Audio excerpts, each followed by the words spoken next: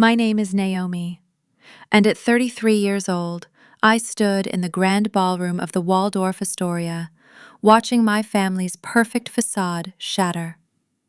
15 years ago, my parents threw my suitcase into the freezing snow, calling me an ugly, stupid high school dropout because I refused to go to medical school. Today, at my sister's lavish wedding, they tried to have me dragged out by security for staining their elite, doctor-studded guest list. My sister threw champagne at my feet. My mother called me a defect. But they had absolutely no idea that the groom the man my sister was about to marry was completely financially dependent on my private equity firm. Before I tell you how I brought their arrogant empire crashing down, let me know where you are watching from in the comments below. Hit like and subscribe if you have ever had to build your own throne after your family tried to bury you. The Waldorf Astoria was dripping in obnoxious wealth. Crystal chandeliers cast a golden glow over tables draped in imported silk. Waiters in white tuxedo jackets circulated with silver trays of caviar and vintage champagne. This was the social event of the season in New York. My sister Vanessa was marrying a brilliant biotech entrepreneur, and my parents had spared no expense to turn the evening into a massive networking event for their hospital colleagues. Beatrice and Harrison, my parents, were both senior surgeons at St. Jude General Hospital. They worshipped status, money, and titles. In their eyes, if you did not have an MD after your name, you were barely human. I walked through the towering gilded doors, wearing a tailored charcoal suit that cost more than my parents' first mortgage. I did not come to celebrate. I came for business. But the moment my heel touched the marble floor of the ballroom, the whispers began. Heads turned. Disapproving glares swept over me. I had not seen my family in 15 years, but they recognized me instantly. My mother, Beatrice, was holding court near the towering 5-tier wedding cake. She wore a hideous emerald gown covered in sequins. The moment her eyes locked onto mine, her fake high society smile vanished. She marched across the room, her designer heels clicking sharply against the floor, drawing the attention of several top-tier surgeons around her. "Why is this defect here?" my mother demanded, her voice loud enough to silence the string quartet playing in the corner. "Who let you inside? This is a private event for respectable people." I stood my ground, my hands resting casually in my pockets. "Hello to you too, Mother. You are looking incredibly tense for someone hosting a wedding." Before she could spit out another insult, Vanessa stormed over. My younger sister looked like a fragile porcelain doll in her custom lace gown, but her face was twisted with the same ugly arrogance I remembered from our childhood.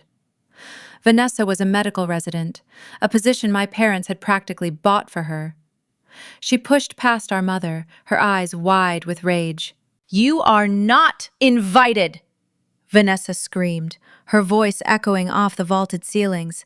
"I will not let an ugly high school dropout ruin my perfect day. Get out before I have security drag you to the curb." To emphasize her point, Vanessa lifted her crystal flute and hurled the contents directly at my feet.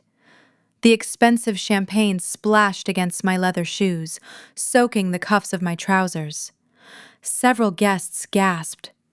Other doctors in the crowd chuckled, whispering cruel remarks about how I must be the black sheep trying to beg for a handout.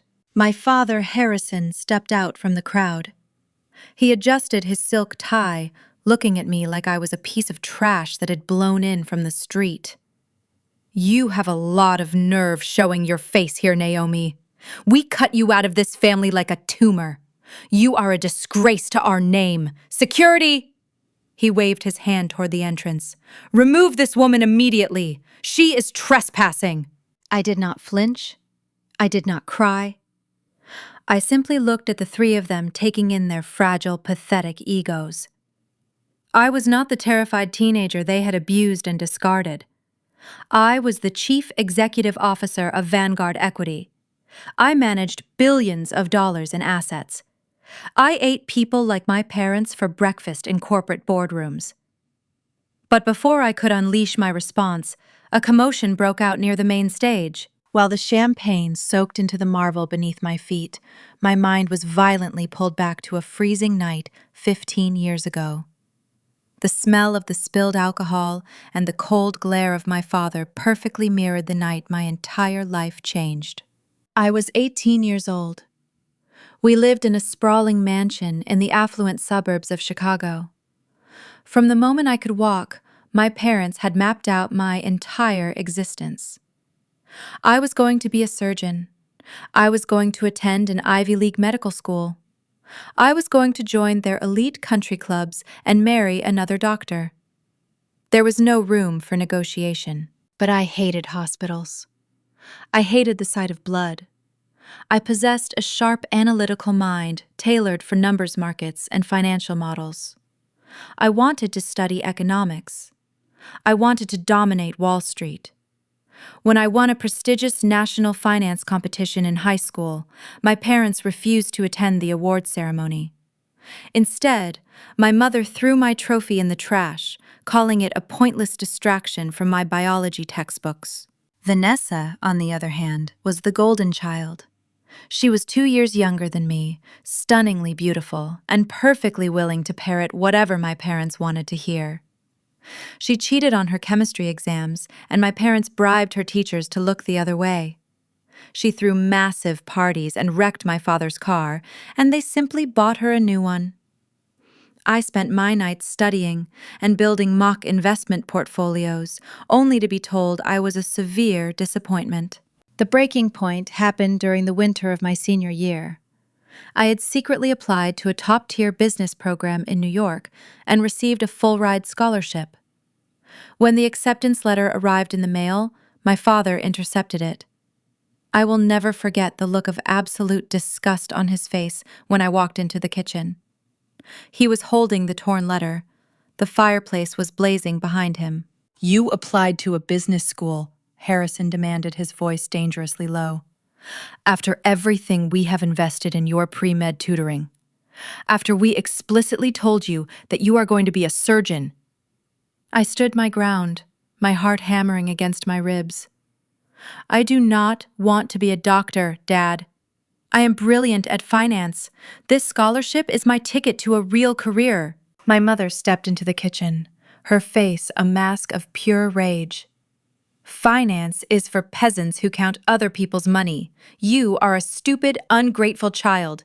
You are completely average-looking. You have no charm. Being a doctor is the only way someone like you will ever command respect in this world." I tried to argue, to explain my passion, but my father did not want to hear it. He marched up to my bedroom, grabbed a garbage bag, and started throwing my clothes into it. He dragged me by my arm down the grand staircase, throwing the bag out the front door, into the knee-deep snow.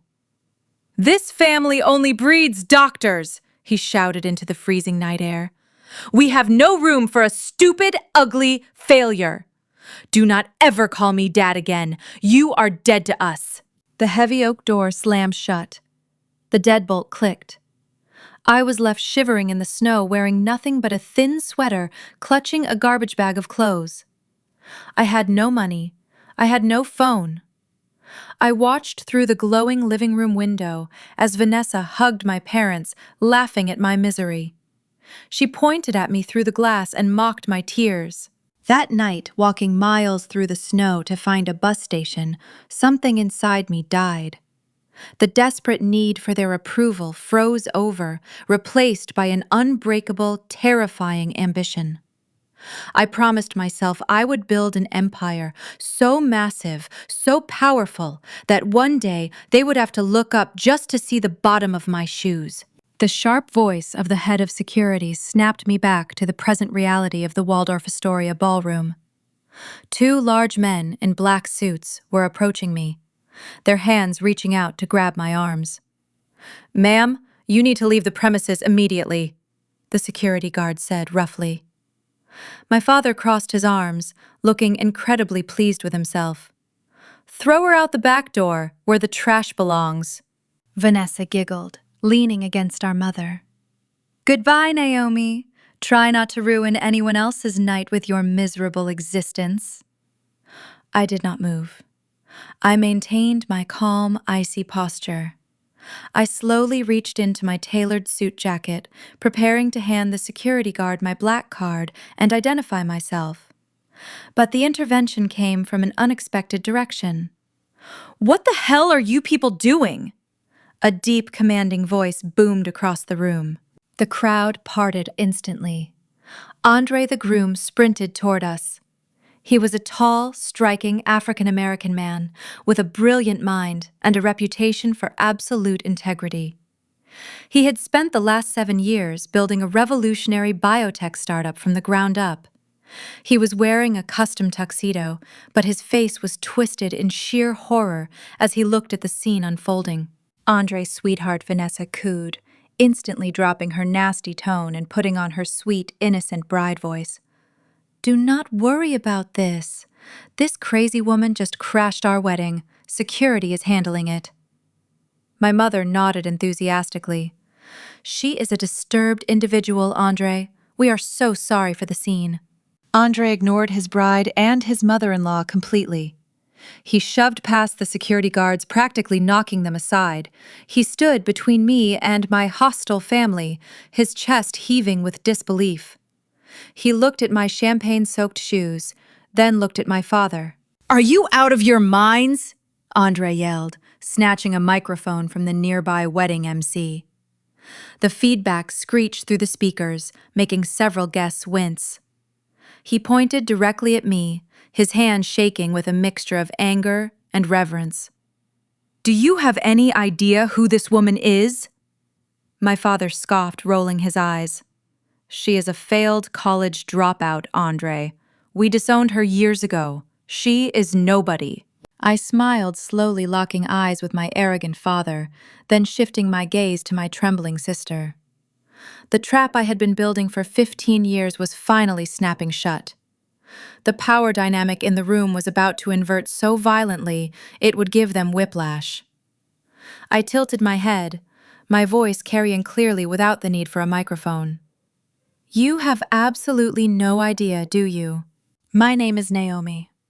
And as I stood in the heavy silence of the Waldorf Astoria ballroom, the faint sound of champagne dripping from my tailored trousers onto the pristine marble floor instantly, violently yanked my mind backward. In that singular fraction of a second, just before Andre could lift the microphone to his lips to respond to my question, the sharp scent of the spilled alcohol overpowered the room. The warmth of the luxurious wedding venue vanished completely, instantly replaced by the biting, unforgiving wind of a Chicago winter 15 years ago. My memory dragged me back to the exact moment my humanity was erased by the people who brought me into this world. The physical sensation of the freezing cold hit me all over again. I was 18 years old, standing on the icy driveway of our massive suburban estate, wearing nothing but a thin cotton cardigan and denim jeans. The snow was nearly 2 feet deep, soaking immediately through my canvas sneakers. My father Harrison stood on the grand front porch under the warm glow of the expensive gas lanterns. He was swirling a glass of scotch, his tailored slacks perfectly pressed, looking down at me as if I were a diseased stray animal that had wandered onto his immaculate property. He did not just throw me out. He systematically destroyed my safety net in a matter of minutes. As I shivered violently in the freezing wind, wrapping my arms around my chest to stop my teeth from chattering, he calmly pulled out his smartphone. Right there, while I begged him to at least let me grab my winter coat, he dialed his wealth manager.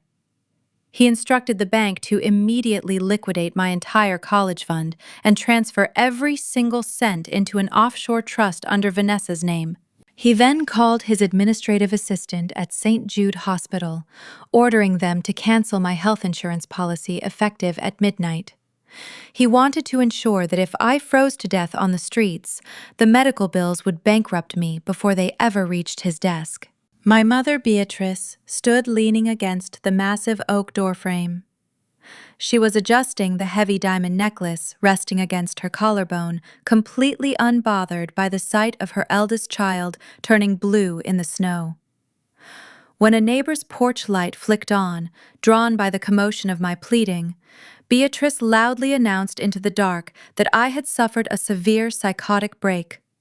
She fabricated a lie on the spot, screaming that I had become violent and delusional, perfectly insulating their flawless medical reputation from the reality of their horrific child abuse.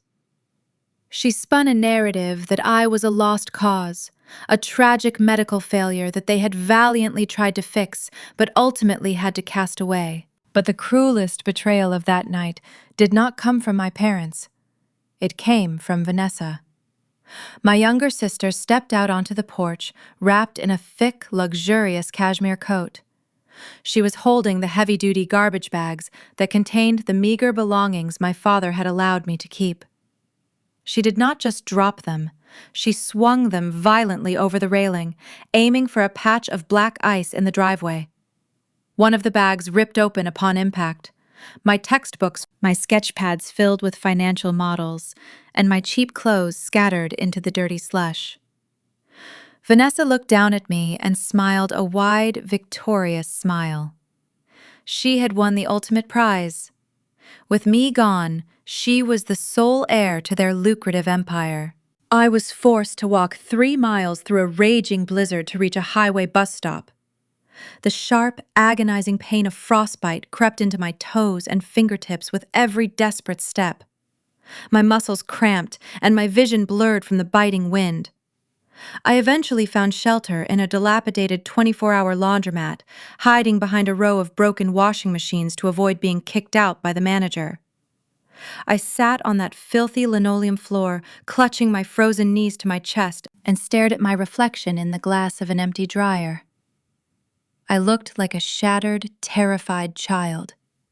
But in that miserable, freezing room, the desperate need for my parents' validation evaporated completely. A new, terrifying clarity took its place. I made an unbreakable vow to myself that night. I would not just survive the streets. I would become an apex predator in the corporate world. I would forge a path so dominant and ruthless that their arrogant medical titles would look like worthless pieces of paper next to my name.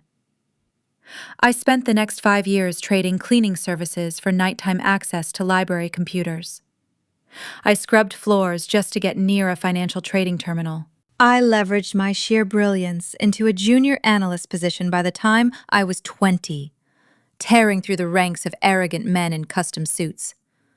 I built Vanguard equity brick by bloody brick, turning a vision into a billion-dollar reality. The traumatic memories snapped shut, bringing me violently back to the present moment. The warmth of the Waldorf Astoria washed over my skin. I stood, perfectly composed, my posture straight, my expression an unreadable mask of absolute authority. I was no longer the terrified, shivering girl crying on a laundromat floor. I was a titan. The suit I wore commanded respect, radiating a quiet, dangerous power that deeply unsettled the elite guests whispering around us. Andre stood inches away from me, the microphone gripped tightly in his hand. He looked at Vanessa, the woman he had just married, and the mask of bridal perfection had completely fallen away from her face. He saw the sheer, unadulterated malice in her eyes. He looked at Harrison and Beatrice, taking in their arrogant sneers and aggressive posturing. Andre was a man who had built his biotech company from nothing, a man who valued grit, integrity, and honor above all else. Looking at my family, he did not see respectable surgeons or high society elites. He saw monsters. Pure disgust washed over Andre's face. His jaw clenched tightly as the reality of my family's true nature clicked into place. He realized that the sophisticated, loving family Vanessa had sold him was a total fabrication. He realized that the poised, powerful investor standing before him had survived unimaginable cruelty at the hands of the very people demanding her removal. The outrage in his chest was palpable. He raised the microphone, his eyes locked fiercely onto my father, preparing to drop the corporate bombshell that would shatter their world into a million irreparable pieces. Andre's hand gripped the microphone so tightly his knuckles turned white against his dark skin. The sharp screech of audio feedback sliced through the suffocating tension of the Waldorf Astoria ballroom, forcing guests in the front rows to cover their ears. The clinking of crystal glasses and the soft melodies of the string quartet died instantly. Hundreds of eyes locked onto the main floor. Andre did not blink. He stared directly at my father, his towering frame radiating a cold, furious energy that made the older man instinctively step backward. "You call her a failure." Andre's deep voice boomed through the massive speakers, vibrating against the gilded walls. "You stand there in your expensive tuxedo, hiding behind your medical degree, and you call this woman a defect? A piece of trash to be thrown out the back door?" My father opened his mouth to speak, his face flushing angry red. "Andre, I understand you are confused. You do not know her history. She is deeply unwell. We are simply trying to protect your wedding from her delusions." "Do not insult my intelligence," Harrison Andre fired back, his voice slicing through my father's pathetic lie like a scalpel. "You are the one who is hopelessly delusional. You have no idea who is standing in front of you. You are looking at a woman who could buy your entire hospital with a single phone call and dismantle it before dessert is served." A collective gasp rippled through the sea of guests. The silence that followed was so absolute you could hear the champagne still dripping from my trousers onto the marble floor. Andre turned his body slightly, gesturing toward me with a mixture of profound respect and protective fury. "This woman is not a high school dropout. She is Naomi. She is the founder and chief executive officer of Vanguard Equity." The name dropped into the ballroom like a live grenade. Vanguard Equity was not a secret in New York. It was an apex predator in the financial sector, a ruthless private equity firm known for devouring failing corporations and restructuring massive medical conglomerates. The high society guests filling the tables were not just doctors. They were hospital administrators, board members, and wealthy investors. They knew exactly what that name meant. I watched the realization hit the crowd in real time. The wealthy socialites who had just been chuckling at my expense suddenly went pale. The sneers on the faces of the elite surgeons melted into masks of absolute terror. They realized they had just spent the last 5 minutes openly mocking a billionaire titan who held the keys to the healthcare investment market. "And she is not trespassing," Andre continued, his voice relentless and booming. "She is my most vital partner. Yesterday morning, Vanguard Equity wired $50 million to save my biotech startup from hostile liquidation. She personally audited my life's work and chose to save it. Without Naomi, my company would be bankrupt. Without Naomi, the wealth and success you are all drinking to tonight would not exist. She is the sole reason this wedding is even happening." The shockwave hit my family with physical force. Harrison's jaw went completely slack. The arrogant, commanding posture he had maintained for 15 years collapsed in a fraction of a second. He looked like the air had been violently punched out of his lungs. He stared at me, his eyes darting frantically over my tailored charcoal suit, suddenly seeing the unmistakable markers of immense wealth and untouchable power that he had entirely missed in his blind arrogance. My mother Beatrice physically staggered backward. Her hands flew up to cover her mouth, her heavy diamond necklace trembling against her collarbone. The emerald gown she wore suddenly seemed cheap and ridiculous. Her brain desperately tried to process the cognitive dissonance.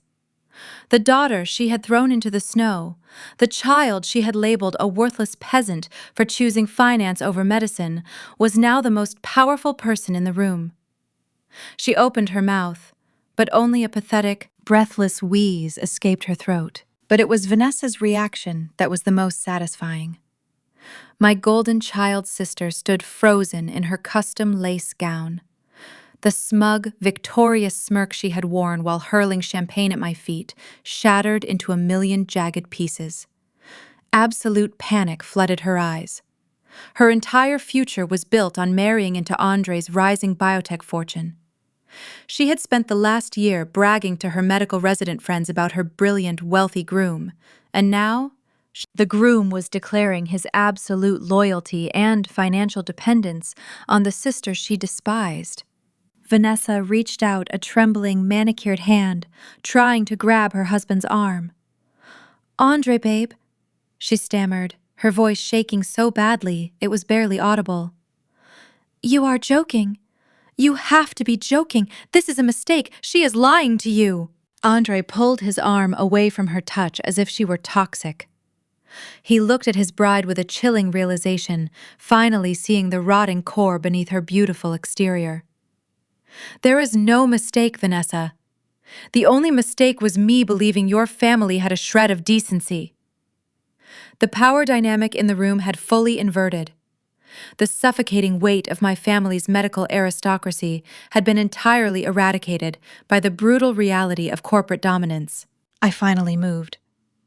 I stepped forward with slow, predatory grace, my expensive leather shoes, stepping directly into the puddle of spilled champagne. I stopped mere inches from my father. I looked at Harrison, then at Beatrice, and finally down at Vanessa. I let the silence stretch, forcing them to squirm under my cold, unyielding gaze. I watched the terror radiate from their pores. "You spent my entire childhood telling me that I was a failure because I did not want your medical degree," I said, my voice smooth, quiet, and echoing with lethal precision. "You threw me into a blizzard because you thought finance was a game for peasants. You told me I would never command respect." I tilted my head, offering a razor-sharp smile. "Look around you, Harrison. Look at your elite colleagues. They are not looking at you right now. They are looking at me. They are wondering if your arrogant mistake just cost their hospital its next round of funding. You built a tiny kingdom, and I built an empire that can buy and sell your kingdom before my morning coffee." Vanessa let out a small sob, shrinking back against our mother.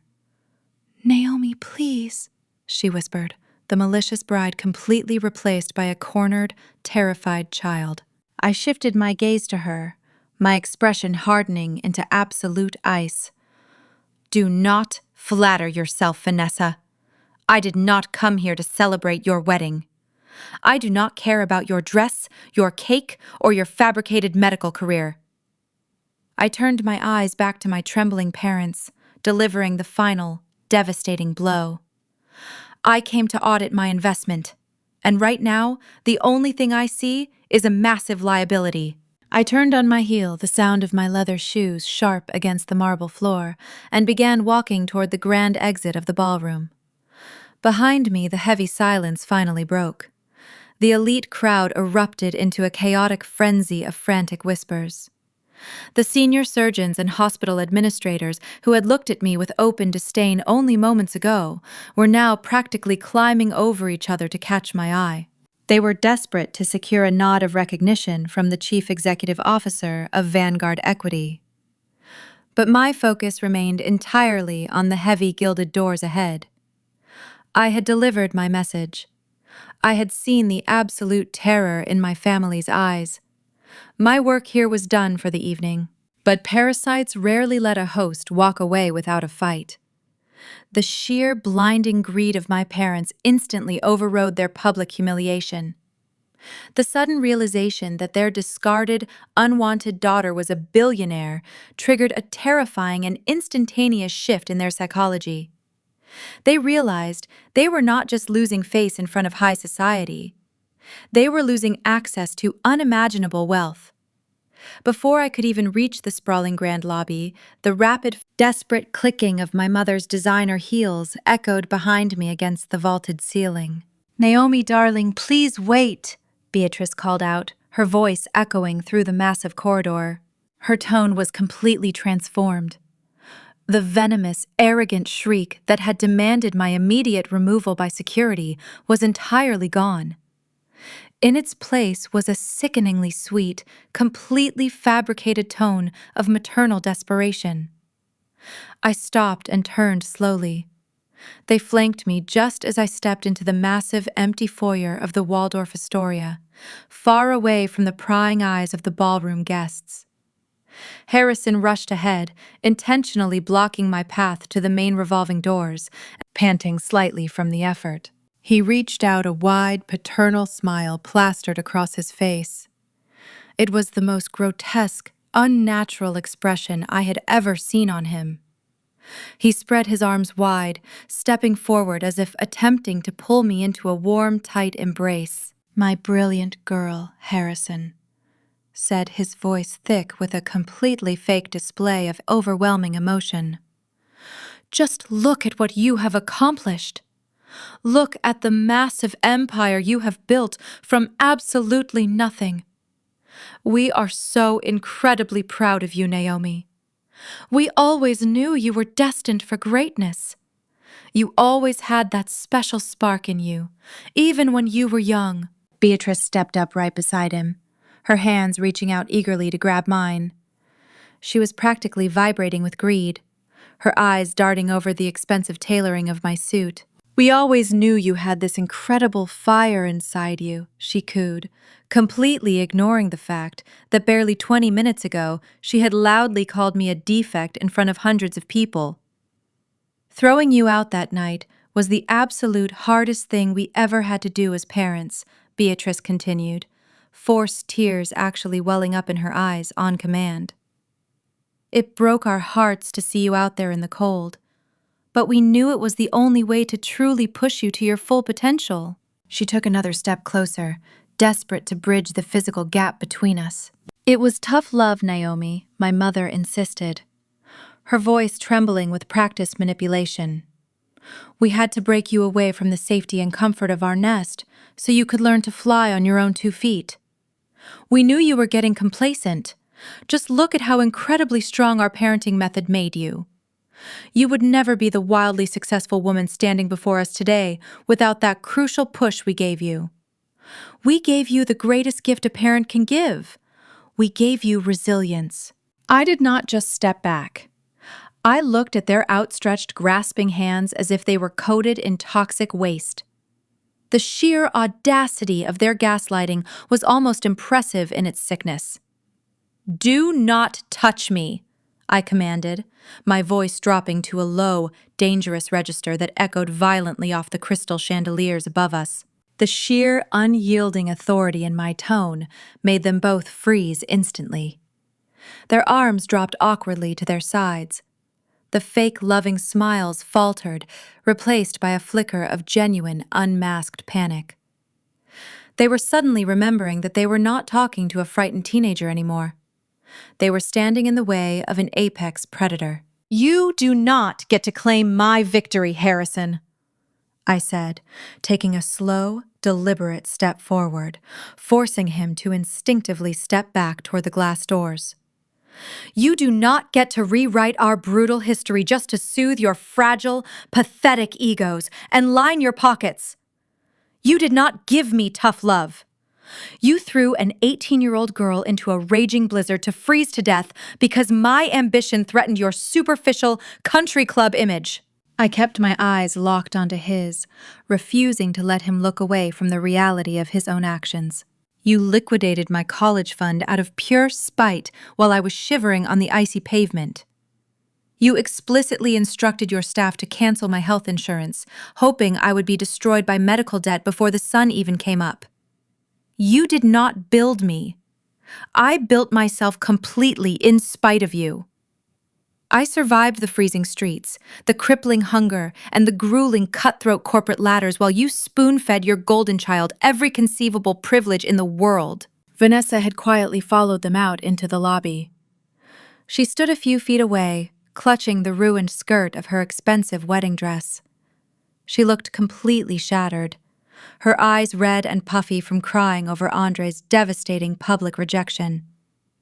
I looked at her, taking in her absolute misery, then turned my gaze back to my parents. "Your love is completely conditional," I stated, my words cutting through the air like a razor blade. "It is nothing more than a calculated financial transaction. You only love what you can display to your rich friends, what you can easily control, and what you can financially exploit for your own gain. You looked at me 15 years ago, ran the numbers, and calculated that I was a bad investment, so you wrote me off as a total loss. But now that my net worth dwarfs the operating budget of your entire hospital suddenly, I am your brilliant, beloved daughter again. Beatrice opened her mouth to argue, her hands fluttering in panic, but I cut her off immediately. You are not parents, I said coldly, leaving absolutely no room for debate. You are opportunists. You are parasites who blindly latch onto anyone with power or resources. And I want to make this perfectly clear. I am entirely closed for business. You will never see a single dime of my money. You will never have access to my network.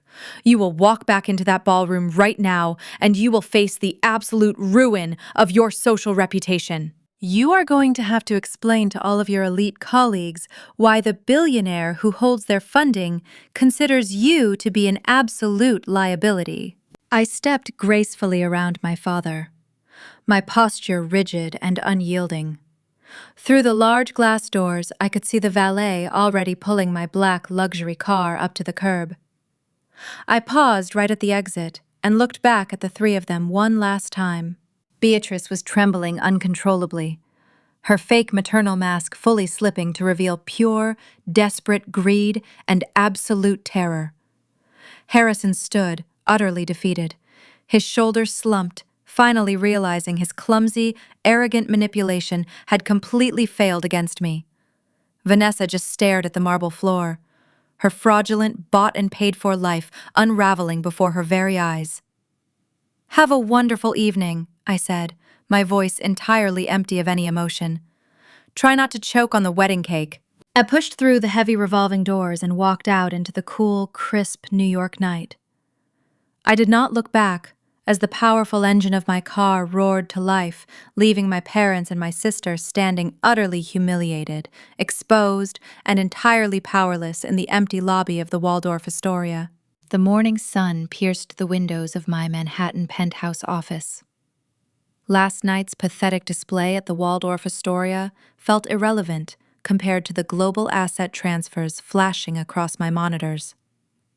I took a slow sip of my black coffee, enjoying the absolute silence of my sanctuary.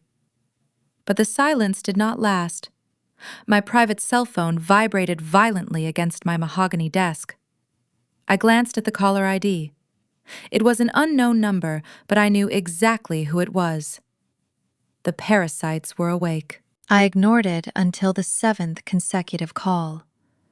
The sheer desperation radiating from the ringing phone was palpable. They had clearly spent the entire night running my name through every financial database, desperately calculating exactly how much I was worth.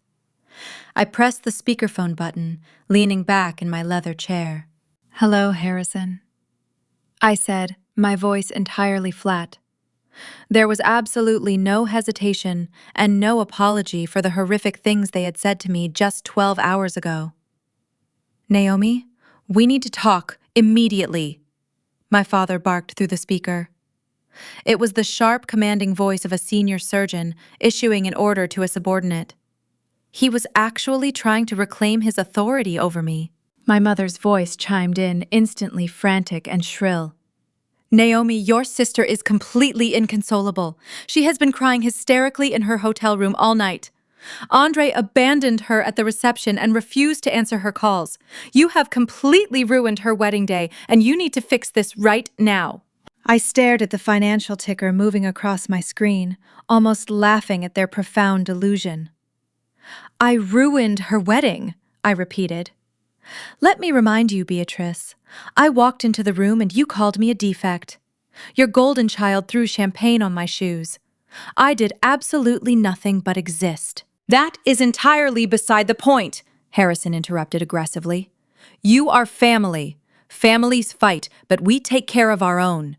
You are in a unique position of power, and it is your absolute familial duty to protect your younger sister. We have drafted a solution, and we expect you to execute it today."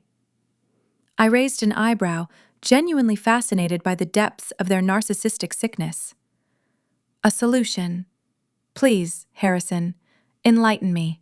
Andre is acting like an irrational child, my father stated, his voice dripping with condescension.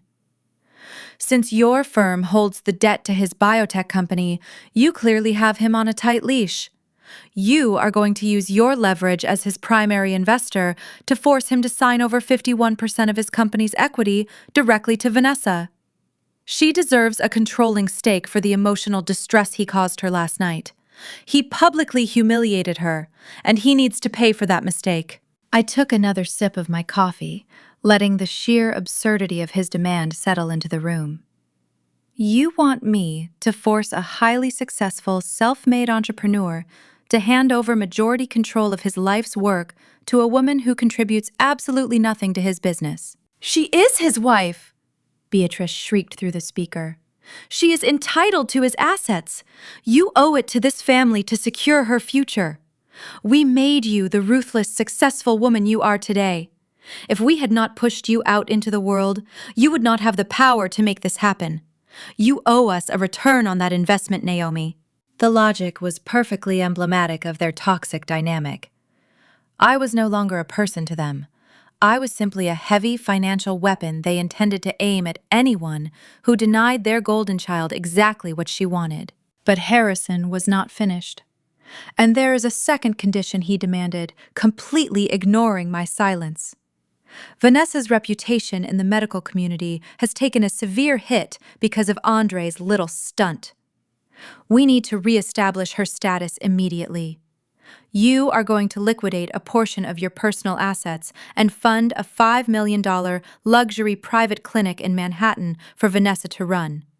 It will be under her name, fully staffed and operational within 6 months. It is the absolute least you can do to compensate for the 15 years you spent ignoring your family. The demands were so wildly detached from reality that I actually felt a genuine sense of pity for them. They truly believed that blood gave them a blank check to my bank accounts. They genuinely thought I would just roll over and hand $5 million to the sister who threw my belongings into the snow. I leaned forward, resting my elbows on the desk, and brought my face closer to the speakerphone. Let me make sure I fully understand your proposal, I said, my voice dropping to a dangerous, icy whisper. You want me to commit corporate extortion against a man I deeply respect, legally robbing him of his own company just to soothe Vanessa's bruised ego. And then, as a bonus, you want me to write a $5 million check to build a vanity clinic for a spoiled, mediocre medical resident who could not pass a chemistry exam without you bribing her teachers. That is your sister you are talking about, Beatrice screamed, her voice cracking with fury. How dare you speak about her that way? You have all this money, and you are just going to hoard it out of petty jealousy? You are a disgusting, selfish person. I am a capitalist, Beatrice, I replied smoothly. And Vanguard Equity does not invest in toxic failing assets. Vanessa is a failing asset. You and Harrison are failing assets. The fact that you called me this morning demanding millions of dollars without offering a single word of apology proves exactly who you are. You do not want a daughter. You want a massive ATM that dispenses cash every time your golden child throws a temper tantrum. Listen to me very carefully, you ungrateful little brat. Harrison snarled, his mask of paternal authority shattering into violent rage. You are going to do exactly what I tell you to do. You might think you are untouchable sitting in your fancy corporate tower, but you are still just a little girl from Chicago. We made you. And if you refuse to help your family, I promise you I will make you regret it. I did not raise my voice. I simply smiled, a cold, predatory expression that they could not see but would absolutely feel through the phone. You have absolutely no leverage, Harrison. I own the boardrooms. I control the capital. You are nothing but a middle management surgeon at a regional hospital. If you ever call this number again, asking for my money, I will not just hang up. I will send my forensic accountants to audit exactly how a middle management surgeon affords a sprawling estate in Chicago and custom designer gowns for his wife. The silence on the other end of the line was deafening. I had hit a nerve, though I did not yet know exactly how deep that nerve went. I reached forward and pressed the red button, cutting the connection and plunging my office back into perfect silence. The game had officially changed. They had just moved from demanding handouts to declaring war, and they had absolutely no idea how brutally I was about to fight back. I did not just smile. For the first time since my parents had re-entered my life, I actually laughed. It was not a warm or amused sound. It was a cold, sharp laugh that echoed against the glass walls of my Manhattan office. The sheer, breathtaking audacity of Harrison's demands was finally too absurd to take seriously. They were trying to rob a bank with a plastic water gun. "You are laughing at us," Harrison bellowed through the speakerphone, his voice vibrating with a dangerous mix of humiliation and pure, unadulterated rage. "I am laughing at your profound stupidity, Harrison," I replied. "You just tried to extort a billionaire using empty threats. You do not have the capital or the leverage to demand a single cent from me.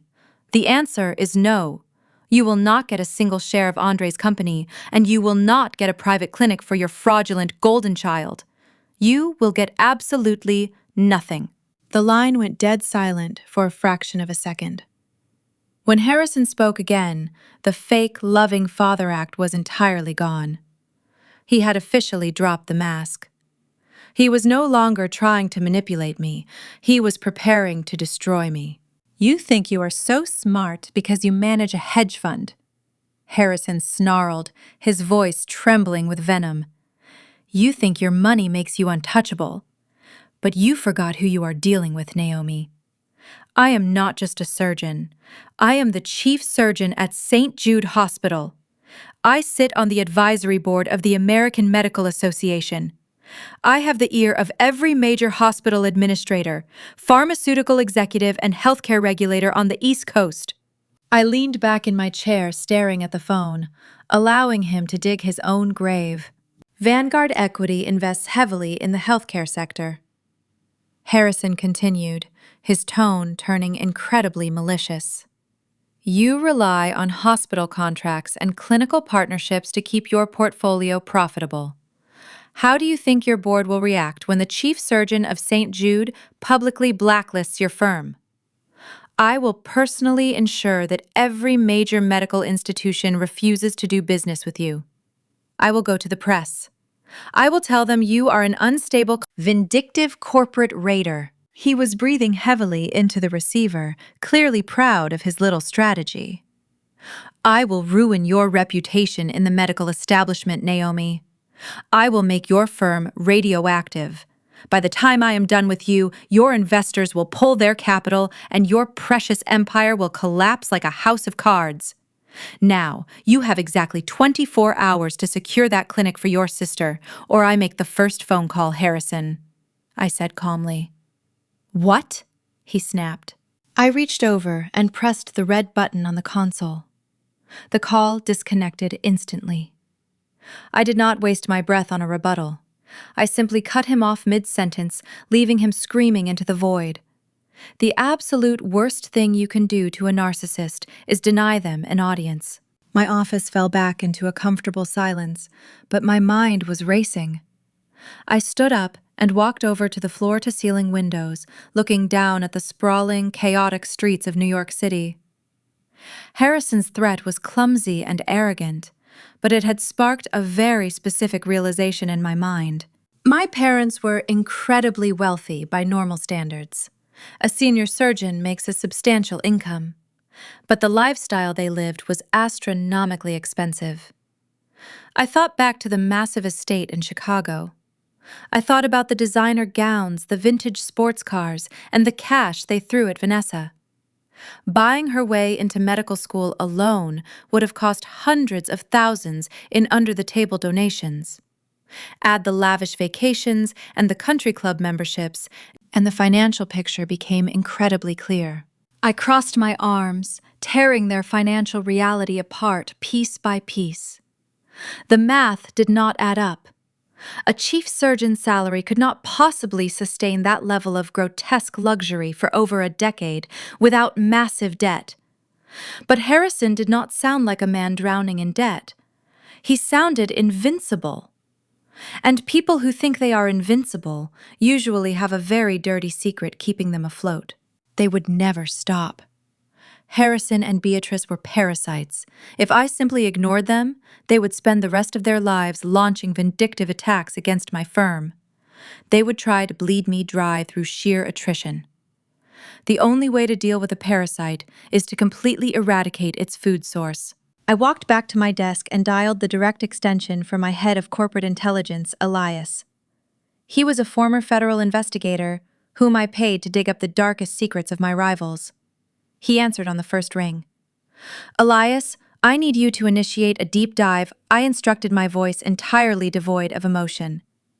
I want a comprehensive forensic sweep on Harrison and Beatrice.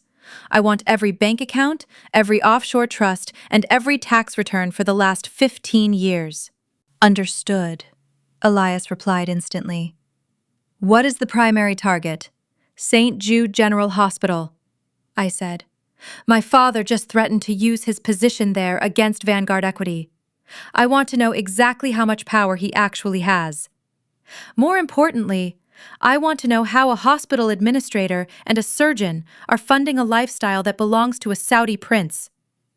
Look into the hospital's operating budget. Look for anomalies in grant funding and Medicare billing. You think they are stealing from the hospital? Elias asked, his tone shifting into professional curiosity. I think arrogant people who demand vanity clinics for unqualified daughters do not care about the rules, I replied coldly.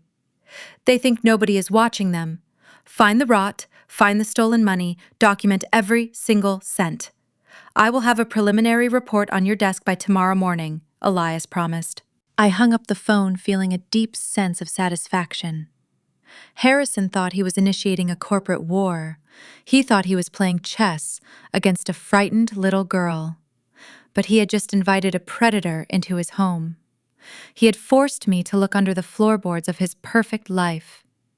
He had no idea that I specialized in hostile takeovers. I was going to rip his entire world apart, dollar by stolen dollar. I walked into the towering glass lobby of Vanguard Equity at exactly 7 in the morning. Usually, the atmosphere in my headquarters was a symphony of controlled chaos, filled with the sharp ringing of phones and the rapid footsteps of junior analysts. But today, the silence on the executive floor was suffocating. The moment the elevator doors parted, my executive assistant, a sharply dressed woman named Claire, rushed toward me. Her face was entirely drained of color. She held a thick leather folder tightly against her chest. She did not greet me with the usual rundown of market futures. Instead, she whispered that the board of directors had called an emergency meeting and were waiting for me in the main conference room. My parents had struck first. Harrison and Beatrice did not waste a single second after I hung up the phone.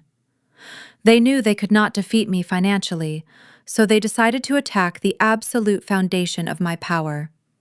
They weaponized the only asset they had left, which was their medical authority. Using the official gold-embossed letterhead of St. Jude General Hospital, they had bypassed my corporate security protocols and sent confidential packets directly to every single member of my board of directors. They did not just spread idle gossip. They fabricated a highly sophisticated, clinically worded narrative designed to trigger a corporate no-confidence vote and legally oust me from my own company. I opened the leather folder as I walked down the long corridor toward the boardroom. The documents inside made my blood run absolutely cold. Harrison had drafted a formal medical warning, heavily implying that he was acting out of deep paternal concern for my well-being. He detailed a completely fictional history of severe psychiatric instability, claiming I suffered from violent delusions of grandeur and acute paranoia. He weaponized our 15-year estrangement, painting it not as a result of his brutal abuse, but as a tragic symptom of my untreatable mental illness. To seal the trap, Beatrice had added a sworn statement describing my behavior at the wedding as a severe psychotic break. They were officially telling the people who controlled my billions that their chief executive officer was entirely detached from reality. I pushed open the heavy glass doors of the boardroom without knocking. The massive mahogany table was surrounded by 12 of the most ruthless, risk-averse investors on Wall Street. These were men and women who panicked at the slight fluctuation of a decimal point. The sight of their CEO being medically flagged by 2 senior surgeons had them visibly sweating.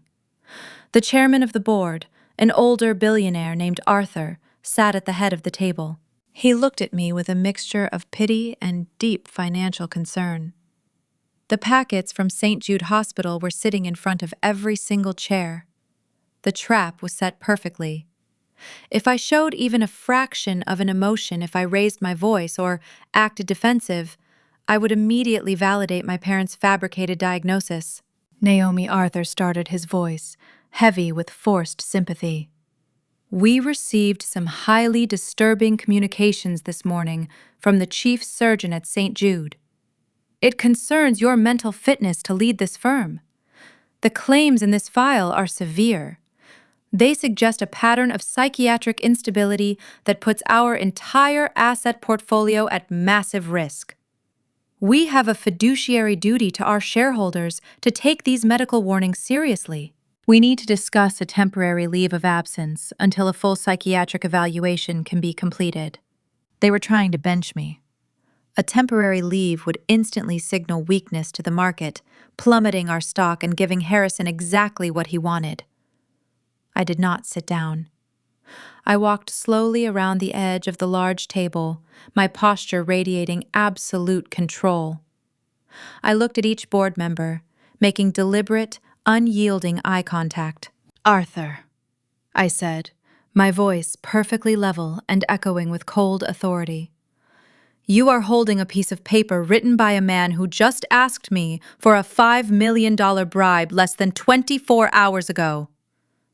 The boardroom went dead silent. The sympathetic looks vanished, instantly replaced by sharp, calculated confusion. I reached the head of the table and leaned forward, resting my fingertips on the polished mahogany. My father is a senior surgeon, yes, but he is also a desperate, greedy man. Last night I attended my sister's wedding. I discovered that her husband is the founder of the biotech startup we just injected with $50 million. My family, who I have not spoken to in 15 years, suddenly realized my net worth. This morning, Harrison demanded I force the CEO of that startup to hand over 51% of his equity to my sister. He also demanded I fully fund a private luxury clinic for her to run. When I laughed in his face and hung up the phone, he promised to destroy my reputation in the medical establishment. I paused, letting the reality of the situation sink into the minds of the investors. I did not sound crazy. I sounded like a predator defending its territory. "Look at the documents in front of you," I commanded smoothly. "Look at the language. Does it contain a single official psychiatric diagnosis from a licensed therapist? No. It contains the vague, manipulative complaints of a father who was denied a payday. He is weaponizing his title at St. Jude to bypass our security and manipulate you into removing me so he can extort this firm in my absence. You are the most ruthless financial minds in this city, and you are letting a middle management surgeon play you like cheap instruments." Arthur looked down at the St. Jude letterhead, his jaw tightening as his financial instincts overrode his panic.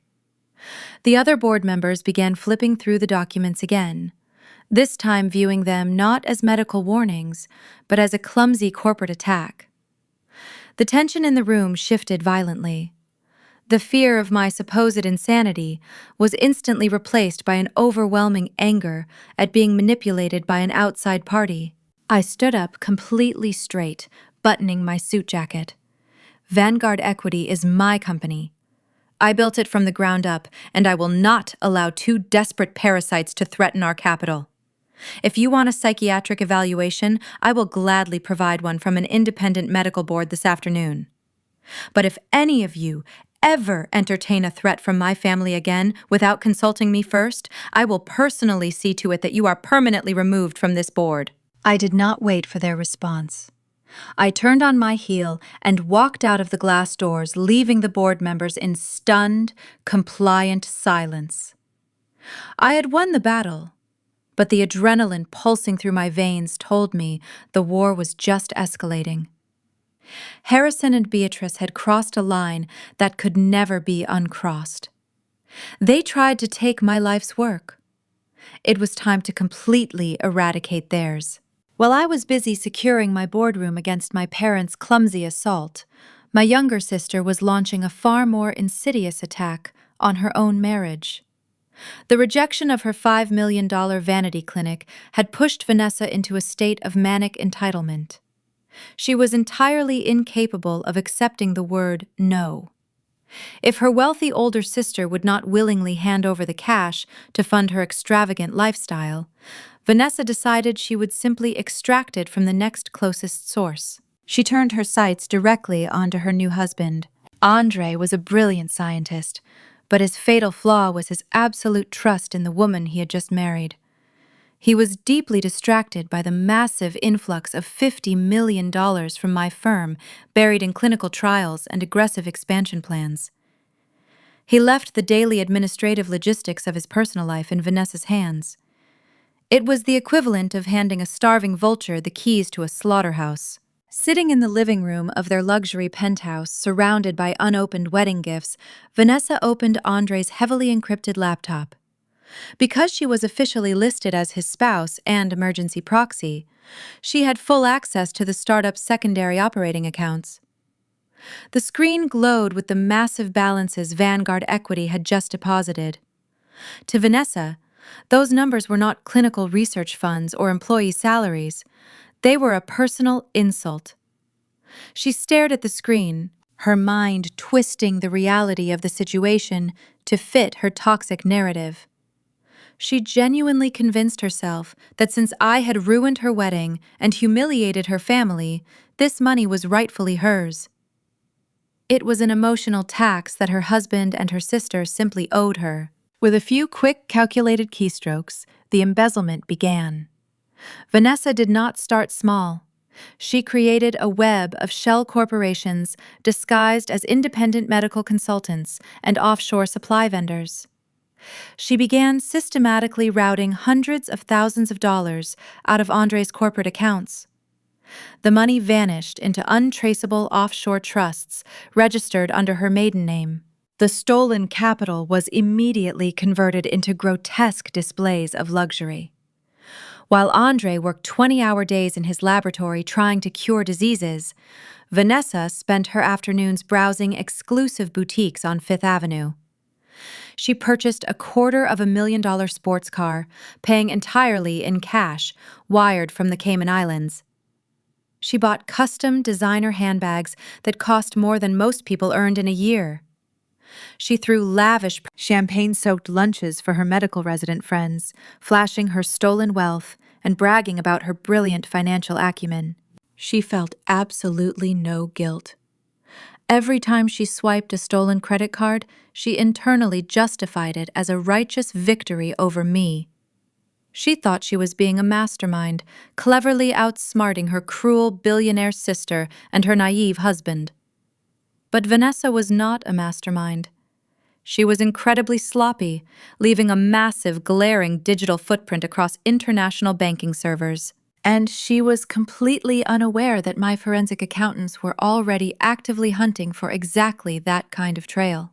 Exactly 48 hours after Vanessa initiated her clumsy string of wire transfers, a red light flashed on the primary monitoring dashboard inside Vanguard Equity. When you inject $50 million into a startup, you do not just walk away. You install aggressive, automated oversight protocols that track every single outgoing cent. The financial irregularities in Andre's secondary operating accounts triggered an immediate systemic alarm. Elias, my head of corporate intelligence, walked into my office, carrying an encrypted digital tablet. He did not look panicked. He looked like a predator who had just caught the scent of blood. He placed the tablet on my desk and tapped the screen, bringing up a complex web of transactional data. Someone is actively bleeding your biotech investment, Elias stated, his voice completely devoid of emotion. Multiple unauthorized wire transfers have been routed through shell corporations disguised as medical vendors. The capital is currently sitting in offshore accounts in the Cayman Islands. I leaned forward, my eyes scanning the digital nodes connecting the stolen funds. Bring in the forensic accounting team, I ordered. I want this dismantled down to the microscopic level. I want to know who is holding the knife. For the next 6 hours, my boardroom was transformed into a digital war room. 5 of the most ruthless forensic accountants on Wall Street sat around the mahogany table executing a cold, meticulous hunt. They did not care about the human element. They only cared about the math.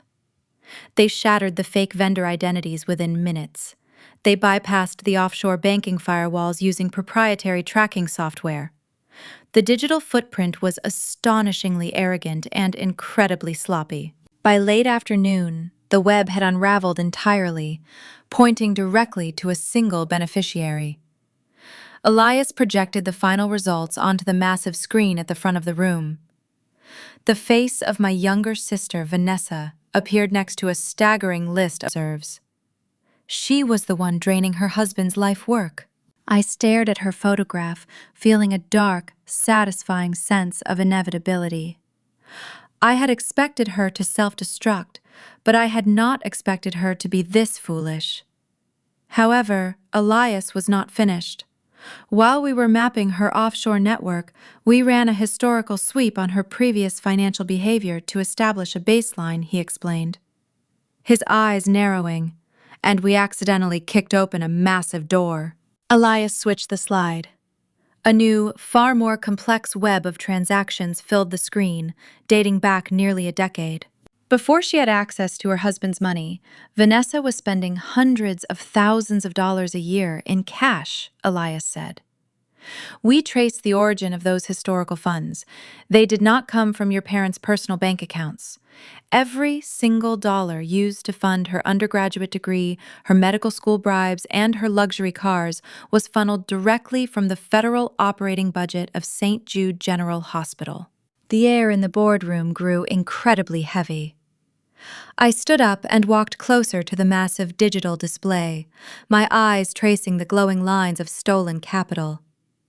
This was no longer just a case of an entitled sister stealing from her husband.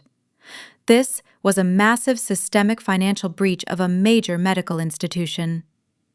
I ordered Elias and his team to pivot their entire focus away from Vanessa and aim their forensic tools directly at the financial architecture of St. Jude General Hospital. For the next 48 hours, my team barely slept.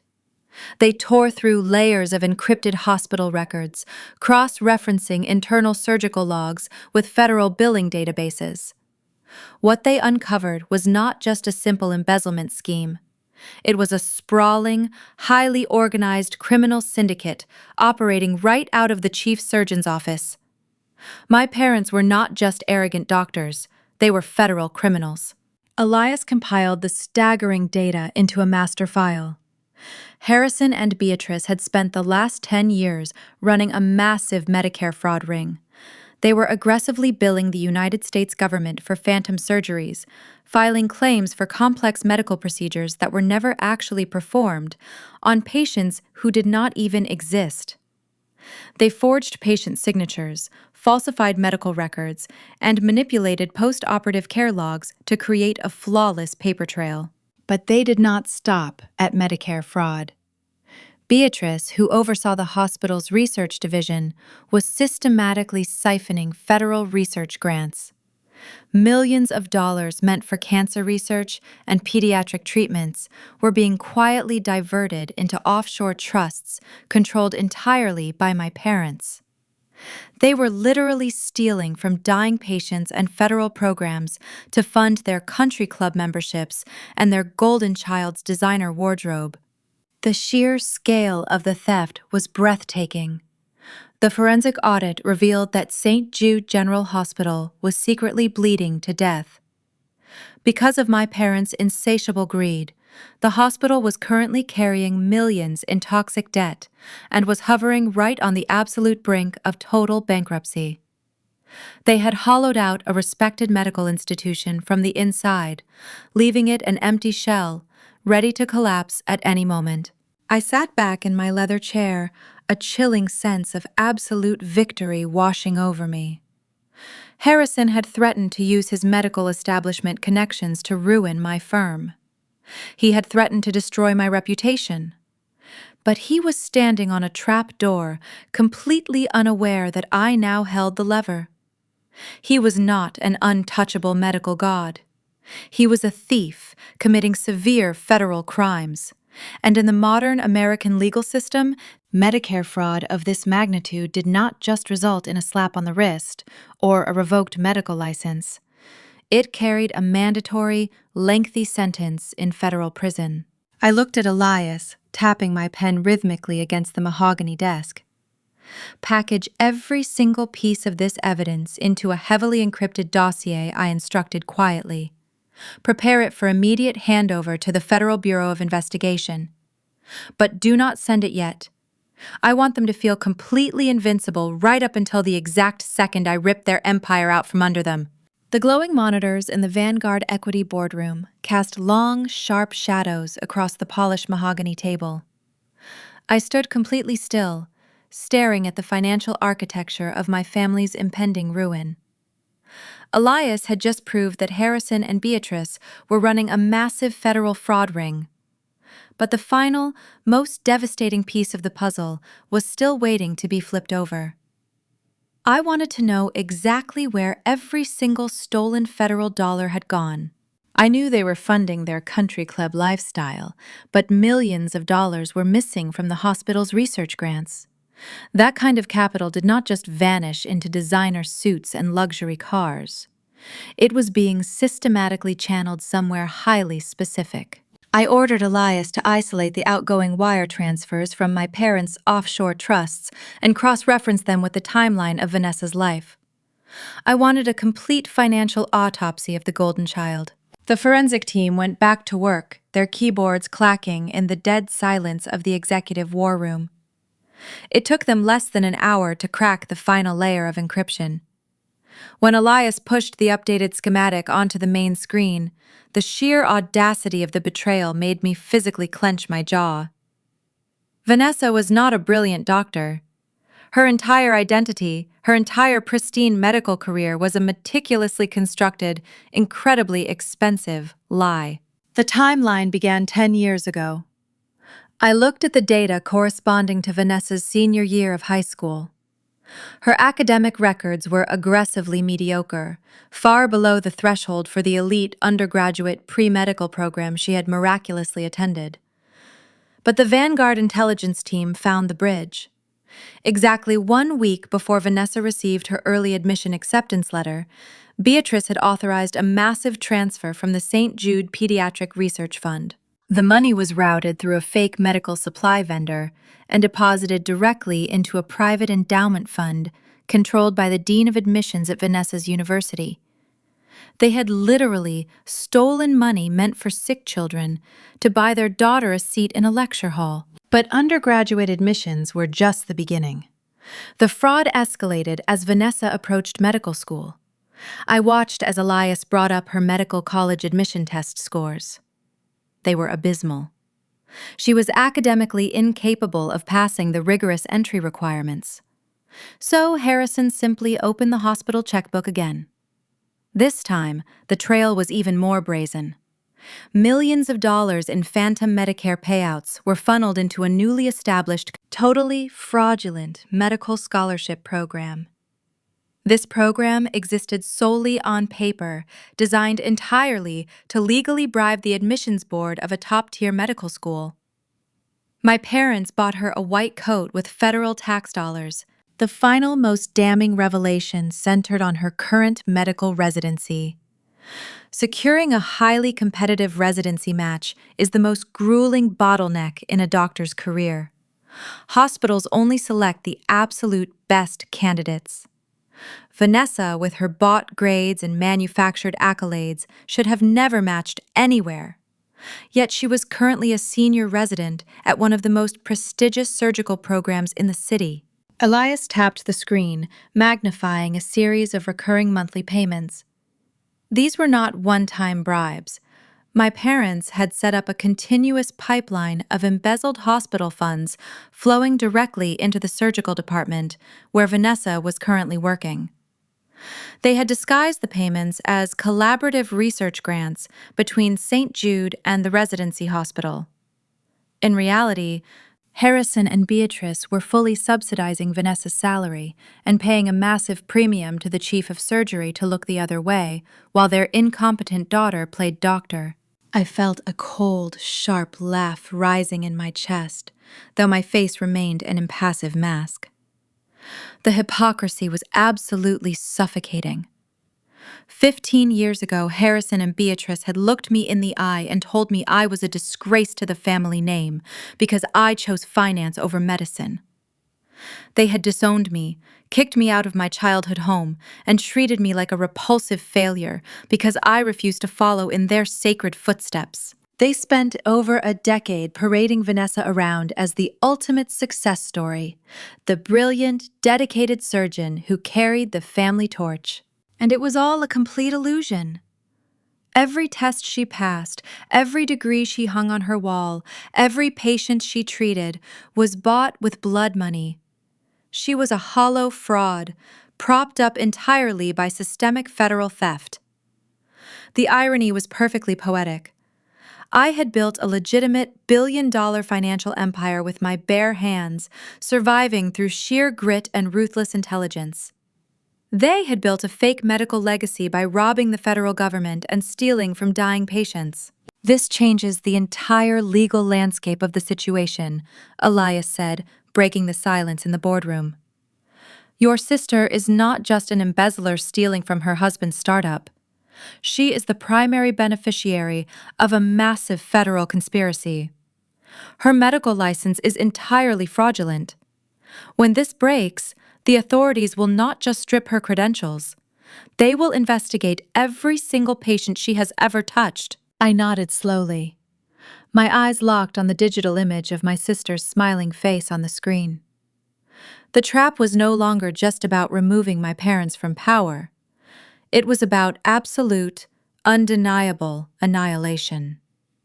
I was going to strip them of the one thing they valued above all else, which was their untouchable medical prestige. Compile it all, I commanded, my voice echoing with lethal finality. I want every forged transcript, every offshore wire transfer, every phantom Medicare billing code, and every single bribe receipt tied to my sister's career. Build the master file. Elias and the forensic accountants spent the next 3 hours consolidating the explosive data. They built a heavily encrypted, meticulously organized digital dossier. It contained hundreds of pages of undeniable proof, neatly categorized by federal statute violations, tax fraud, and medical malpractice. It was a weapon of mass destruction, contained perfectly within a single secure flash drive. Elias finally walked over to my desk and placed the sleek black drive directly in front of me. The digital lock glowed with a faint red light. The Vanguard legal team has reviewed the contents, Elias confirmed. It is airtight. The moment you hand this over to the federal authorities, St. Jude General Hospital will be raided by the FBI. Your parents will be indicted on dozens of felony charges, and your sister will be permanently barred from practicing medicine. I picked up the drive, feeling the cool metal against my palm. The weight of 15 years of rejection, abuse, and manipulation was locked inside this tiny device. My parents had tried to declare me legally insane just this morning. They were still desperately maneuvering, thinking they had the upper hand, completely unaware that I had just mapped out the exact coordinates of their entire criminal enterprise. The trap is set. I said quietly, slipping the drive into the interior pocket of my suit jacket. But we are not going to the FBI just yet. They thrive on public admiration and social status. Sending them quietly to prison is not enough. I want them to lose everything in front of the exact people they have spent their entire lives trying to impress. I looked at Elias, a sharp, dangerous smile finally breaking across my face. It is time to host a charity gala. Let us see how my brilliant medical family performs when the spotlight is truly on them. I had barely finished uttering the words when the heavy glass door of my office swung open. Claire, my executive assistant, walked in carrying a silver tray. Resting in the exact center of the tray was an oversized envelope made of heavy cream-colored cardstock, sealed with a familiar, ostentatious gold wax stamp. The seal bore the official crest of St. Jude General Hospital. "It seems you will not have to host your own event after all," Claire said, handing me the envelope. "This arrived by private courier 10 minutes ago. It was flagged as urgent and highly confidential." I broke the gold wax with my thumb and pulled out the thick invitation. The elegant calligraphy announced the annual St. Jude Hospital Charity Gala, scheduled for this coming Saturday night at the Grand Plaza Hotel. It was the most exclusive, highly publicized medical charity event of the year, a massive gathering of the city elite, wealthy philanthropists, and top-tier hospital administrators. And right at the bottom, accompanied by a handwritten note from Beatrice, was a VIP pass specifically issued in my name. I stared at my mother's flawless, looping handwriting. The note was dripping with fake maternal concern. It read, "Naomi, please come. We know you are struggling. Let us surround you with family and the best medical professionals in the city. We only want to help you heal." Elias stepped closer, reading the note over my shoulder. He let out a low, cynical scoff. "They just tried to orchestrate a corporate coup to have you declared legally insane, and now they are inviting you to a black-tie dinner. They are either incredibly stupid or they have completely lost their minds." "They are neither," I replied, tossing the invitation onto my desk. "They are desperate, and they think they are winning. They believe their smear campaign with my board of directors has severely weakened me. They assume I am currently panicking, isolated, and losing control of my firm." I tapped the heavy cardstock, my mind rapidly decoding their strategy. "This is not a peace offering, Elias. This is an ambush. My parents are classical narcissists. They do not just want to steal my wealth in private, they need an audience. They need to be the tragic, heroic parents sacrificing everything to save their deeply disturbed billionaire daughter." I ordered my legal team to instantly analyze the tactical implications of a public confrontation orchestrated by two senior medical professionals. Within an hour, my lead corporate attorney, a razor-sharp woman named Sarah, confirmed my exact suspicions. "It is a classic forced intervention strategy," Sarah explained, pacing across my office. "If you attend this gala, they will not just politely ask you to step down. They're going to corner you in front of the city's most powerful people. They will likely have an independent, highly paid psychiatrist on standby disguised as a guest. They will provoke you, hoping you react with hostility. The moment you show anger, they will use it as public, documented proof of your psychiatric instability." "And the ultimate goal?" I prompted, crossing my arms. "Conservatorship," Sarah stated flatly. "Or at the very least, an immediate medical power of attorney. They will have the legal documents pre-drafted and ready to sign. They will corner you in a VIP room, surrounded by witnesses, and tell you that if you do not sign over temporary control of your assets, they will have you involuntarily committed to a psychiatric hold for your own safety. They are using the gala to trap you in a high-pressure social vice." It was a brilliant, vicious plan. It relied entirely on the assumption that I was ignorant of their colossal Medicare fraud and vulnerable to their medical authority. They were bringing a net to catch a wounded bird, completely unaware that they were stepping into the jaws of an apex predator. "Tell the courier I happily accept the invitation," I instructed Claire. Tell them I am looking forward to a family reunion. The next 4 days were a masterclass in silent, lethal preparation. I did not spend a single second worrying about what dress I was going to wear. I spent every waking hour transforming the upcoming St. Jude Charity Gala into a fully weaponized demolition site. Elias and his corporate intelligence team mapped out the entire floor plan of the Grand Plaza Hotel ballroom. They hacked into the venue guest list, verifying exactly which hospital administrators, federal grant supervisors, and medical board directors would be in attendance. Every person my parents relied on for their prestige and their stolen wealth was going to be sitting in that room. We need absolute control over the audio-visual system, I told Elias on Friday afternoon. When the time comes, I do not want them to be able to cut the microphones or turn off the screens. Elias nodded, his fingers flying across his encrypted tablet. I have already bribed the hotel lead sound engineer. Vanguard security operatives will be stationed at the primary breaker boxes and the projection booth. The moment you give the signal, we will lock out the hotel staff and hijack the entire display system. Your parents' carefully curated charity presentation will be replaced by the forensic dossier. We will broadcast their federal crimes, their offshore bank accounts, and Vanessa, fraudulent medical credentials on a 40-foot high-definition screen in front of 1,000 people. I want physical containment as well, I added, my voice turning to ice. When the panic starts, I do not want Harrison, Beatrice, or Vanessa slipping out the back doors. Have our private security detail secure the perimeter of the ballroom. They are not leaving until the federal authorities arrive. Everything is ready, Elias confirmed, handing me a backup copy of the encrypted flash drive. The FBI White-Collar Crime Division has been anonymously tipped off to expect a massive data dump regarding St. Jude General Hospital at exactly 10 o'clock tomorrow night.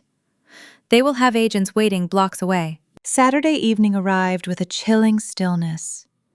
The air outside was crisp, reflecting the absolute clarity in my mind. I stood in front of the full-length mirror in my penthouse, adjusting the cuffs of my tailored midnight blue silk suit. I did not dress like a victim ready to be saved, nor did I dress like a woman attending a party. I dressed exactly like a chief executive officer preparing to execute a hostile takeover.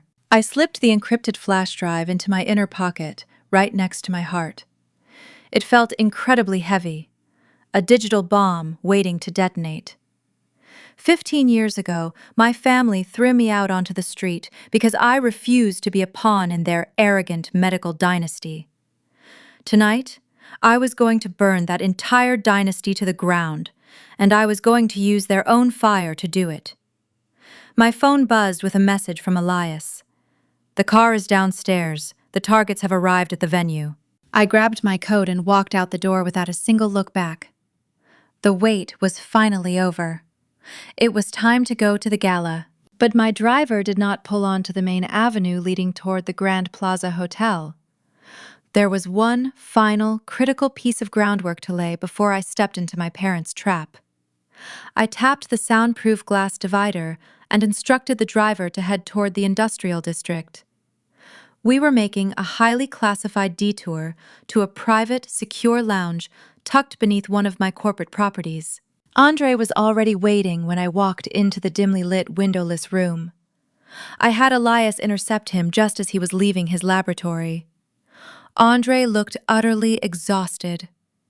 The brutal shifts required to launch a biotech startup were etched deeply into his face. He was still wearing his crumpled lab attire, completely unaware that he was supposed to be getting ready for a massive charity gala. He stood up nervously as I entered, bewildered by the cloak and dagger secrecy.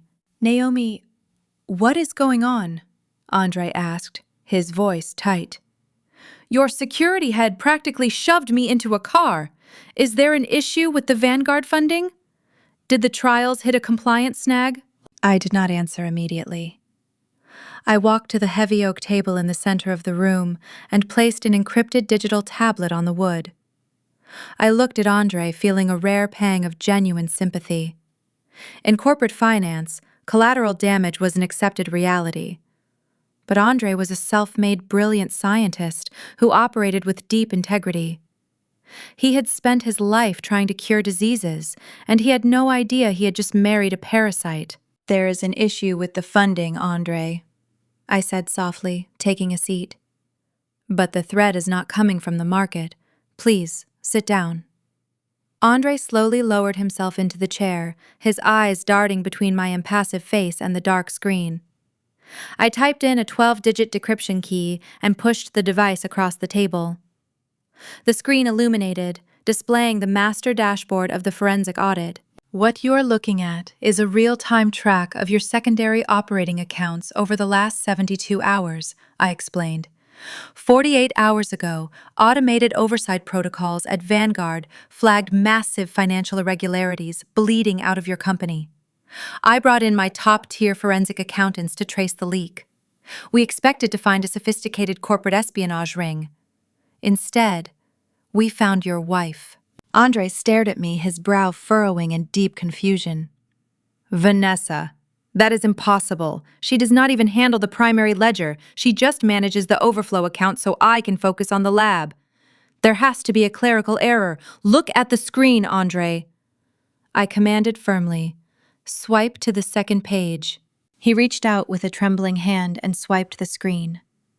The raw, undeniable data flooded his vision. It was a meticulously documented trail of aggressive embezzlement. The tablet displayed dozens of unauthorized wire transfers, all authorized under Vanessa's digital signature. The funds were being instantly routed through fake vendors and funneled into offshore accounts registered in the Cayman Islands under her maiden name. "No," Andre whispered, the color completely draining from his face. "This cannot be right. Why would she do this? We just got married. We are building a life together."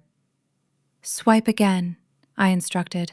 The next page detailed exactly where his life work was going. It was a grotesque catalog of stolen luxury. High-definition photographs of the $250,000 sports car she had purchased entirely in cash. Receipts for custom designer handbags and diamond jewelry. Bank statements showing massive champagne-soaked lunches, all paid for with the capital Vanguard Equity had provided to fund clinical trials. Vanessa was furious that I refused to fund her $5 million vanity clinic, I said, leaning forward. She felt she was owed that money. Since I would not give it to her, she decided to extract it from you. She is draining your company from the inside. If my team had not caught this, she would have completely bankrupted your startup within 6 months, leaving you to take the absolute legal fall for the missing investor capital. Andre sat in stunned silence. The absolute betrayal was suffocating him. He was a man of science, a man who believed in hard data, and the proof sitting in front of him was destroying his entire reality. The woman he loved was actively orchestrating his ruin just to buy designer shoes. I watched as the stages of grief washed over his face. First came the desperate denial, his eyes searching the screen for a loophole. Then came the crushing, agonizing heartbreak. He covered his mouth with his hand, letting out a ragged breath. Tears welled in his eyes, but he aggressively blinked them away. He stared at the offshore bank account, his breathing turning shallow and fast. "I know this is devastating," I said, my voice steady. "But you cannot afford to break down right now.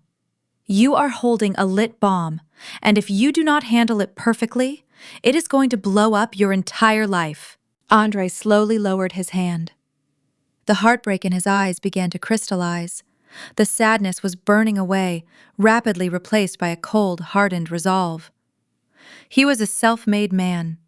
He had fought too hard and sacrificed too much to let an entitled fraud tear down his empire. "What do we do?" he asked, his voice completely stripped of its previous warmth.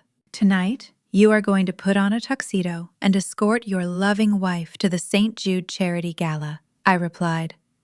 "You are going to smile at the cameras, shake hands with the administrators, and play the role of the perfect supportive husband.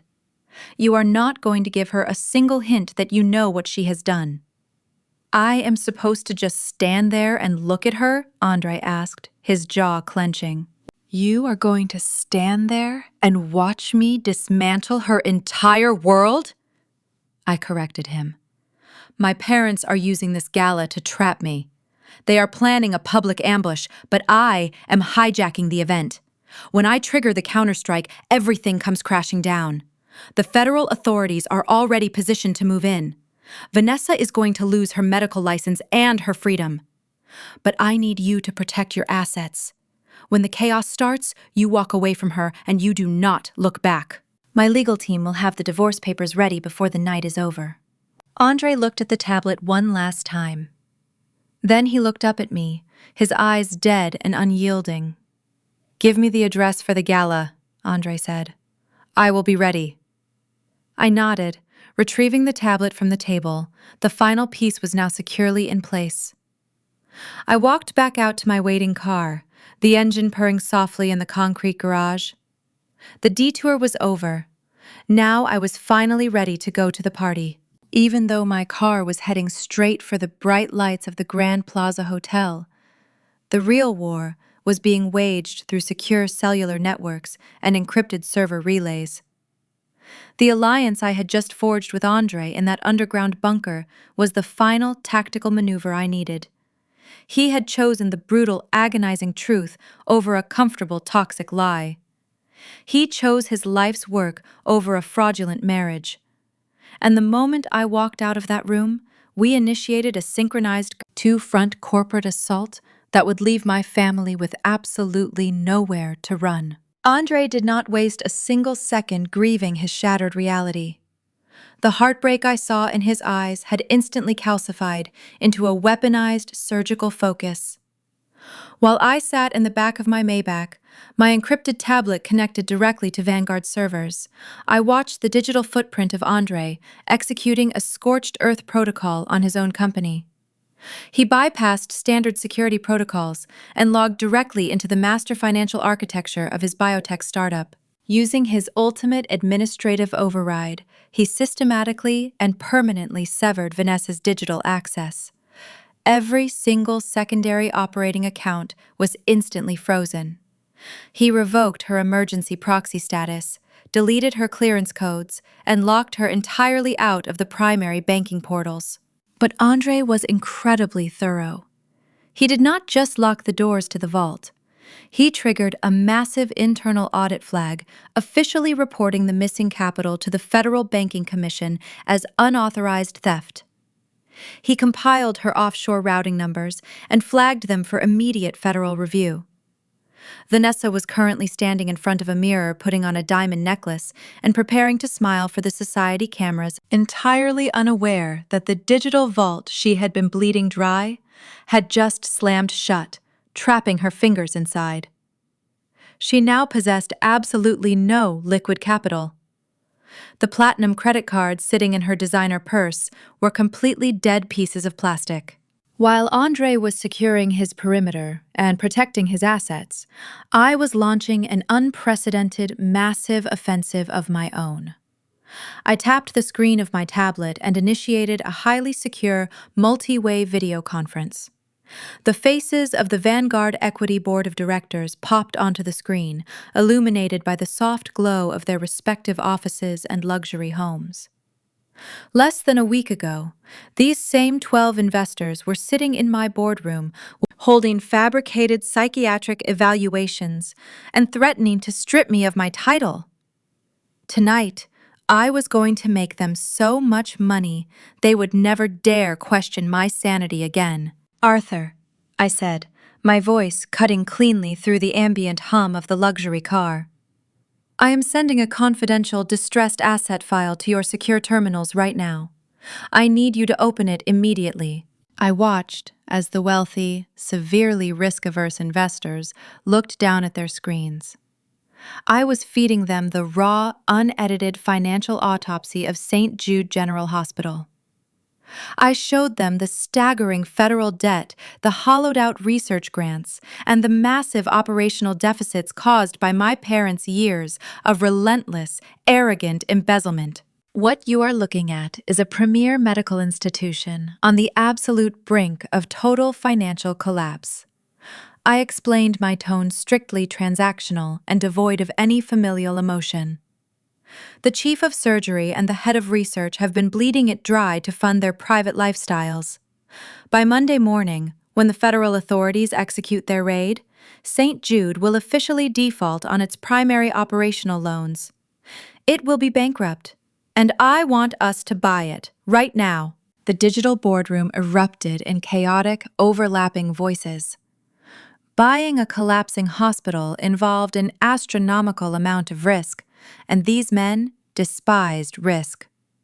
But I quickly silenced them, outlining the brutal, undeniable mathematics of my strategy. Vanguard Equity was not going to buy the hospital through traditional, slow-moving channels. We were going to execute a lightning-fast, highly predatory debt acquisition. We are going to purchase their toxic debt from their primary lenders for pennies on the dollar, I commanded, leaning into the camera.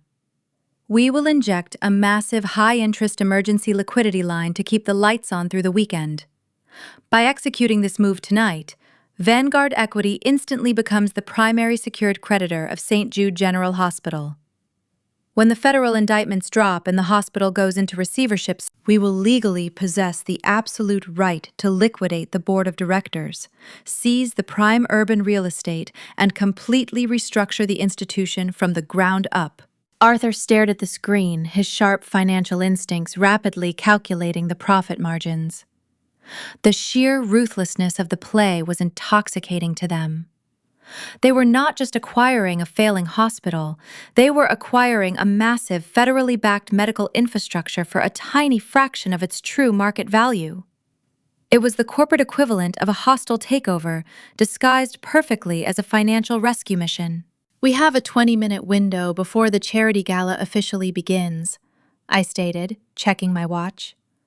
My legal team has already drafted the debt acquisition contracts.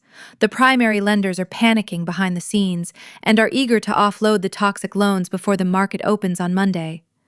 If we strike right now, we own the debt before the first glass of champagne is poured.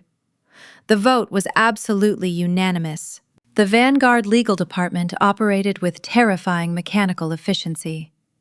While my driver navigated the busy neon-lit city streets, dozens of elite corporate attorneys executed the rapid-fire transactions. Millions of dollars shifted violently across secure banking networks. Signatures were authorized, and digital contracts were locked permanently into place. I watched the progress bar on my tablet fill up a silent, glowing countdown to my family's total destruction. By the time my car turned onto the sweeping cobblestone driveway of the Grand Plaza Hotel, the hostile buyout was completely finalized. I stepped out of the Maybach, the cool evening air washing over me. Flashbulbs from the local society press immediately began to pop, capturing the arrival of the billionaire CEO.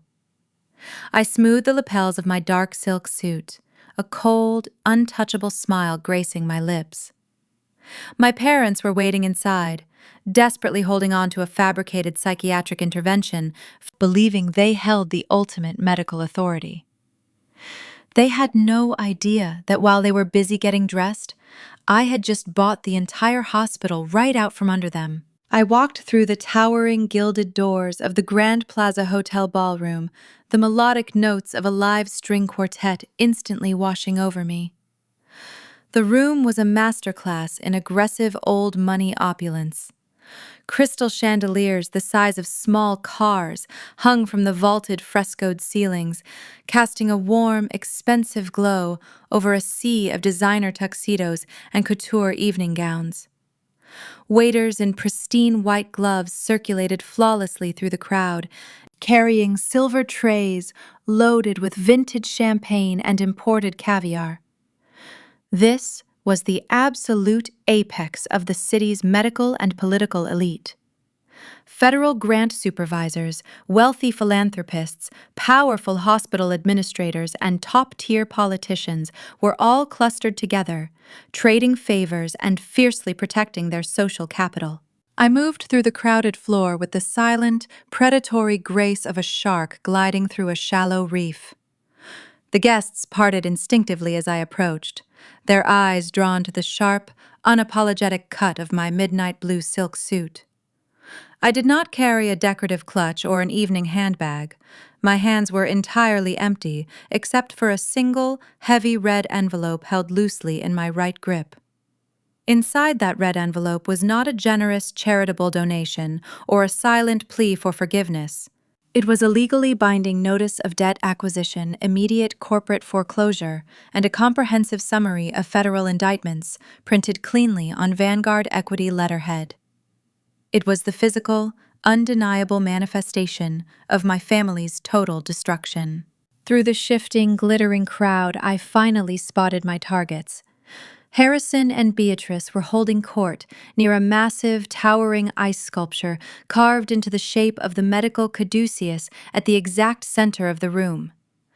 They looked absolutely radiant, completely intoxicated by their own fabricated prestige. Harrison was wearing a custom-tailored velvet tuxedo, laughing warmly as he shook hands with a prominent state senator.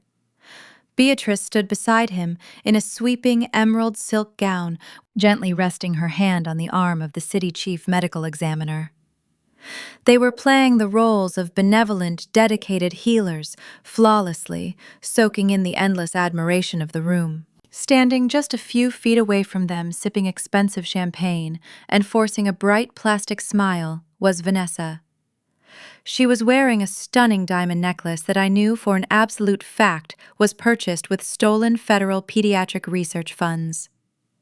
Andre was standing right next to her.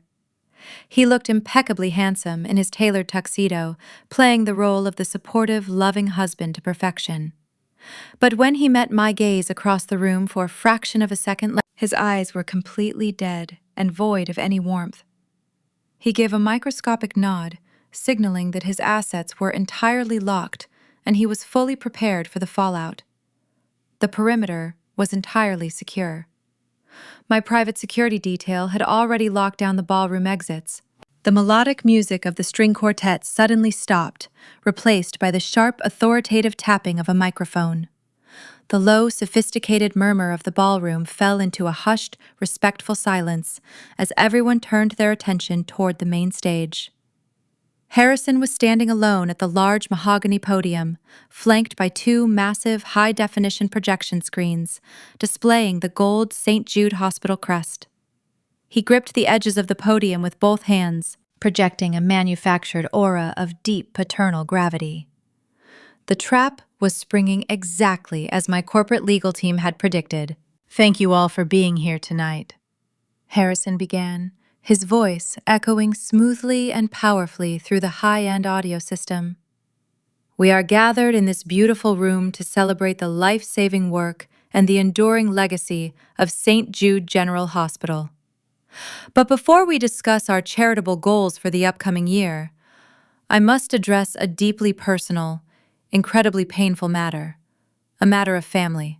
He let out a heavy, perfectly rehearsed sigh, bowing his head for just a moment to sell the illusion of a heartbroken father carrying an unbearable burden. The elite crowd leaned in collectively, captivated by the sudden vulnerability of the usually untouchable chief surgeon. Shocked whispers rippled rapidly through the front rows. "Many of you in this room know my eldest daughter, Naomi Harrison," continued looking up and scanning the vast crowd until his eyes locked directly onto mine. I stood completely still near the center of the room, my posture radiating absolute ice. I did not shrink away from his gaze, nor did I show a single fraction of an emotion. I simply held his stare, my fingers gently tracing the smooth edges of the red envelope in my hand. "She is a brilliant financial mind, a titan in her industry," Harrison said, his voice dripping with condescending sorrow. "But brilliance often comes with a terrible hidden cost. In recent weeks, her mother and I have watched with immense sorrow as Naomi has suffered a severe, tragic mental collapse. She is deeply unwell. She is currently plagued by violent, paranoid delusions, and she is simply no longer fit to manage the incredible stress of her professional life or her billion-dollar firm. A collective gasp echoed loudly through the ballroom. Hundreds of eyes instantly snapped toward me, analyzing my reaction, searching eagerly for the insanity my father was describing. Beatrice stepped forward from the crowd, dabbing her perfectly dry eyes with a white silk handkerchief, playing the devastated mother to absolute perfection. We invited her tonight, surrounded by the best medical minds in the state, to stage a public intervention, Harrison declared, his voice rising with theatrical, desperate authority. We are doing this because we love her. We must legally step in to protect her from completely destroying her own legacy and herself. Naomi, please, do not fight this. Sign the medical power of attorney we have prepared.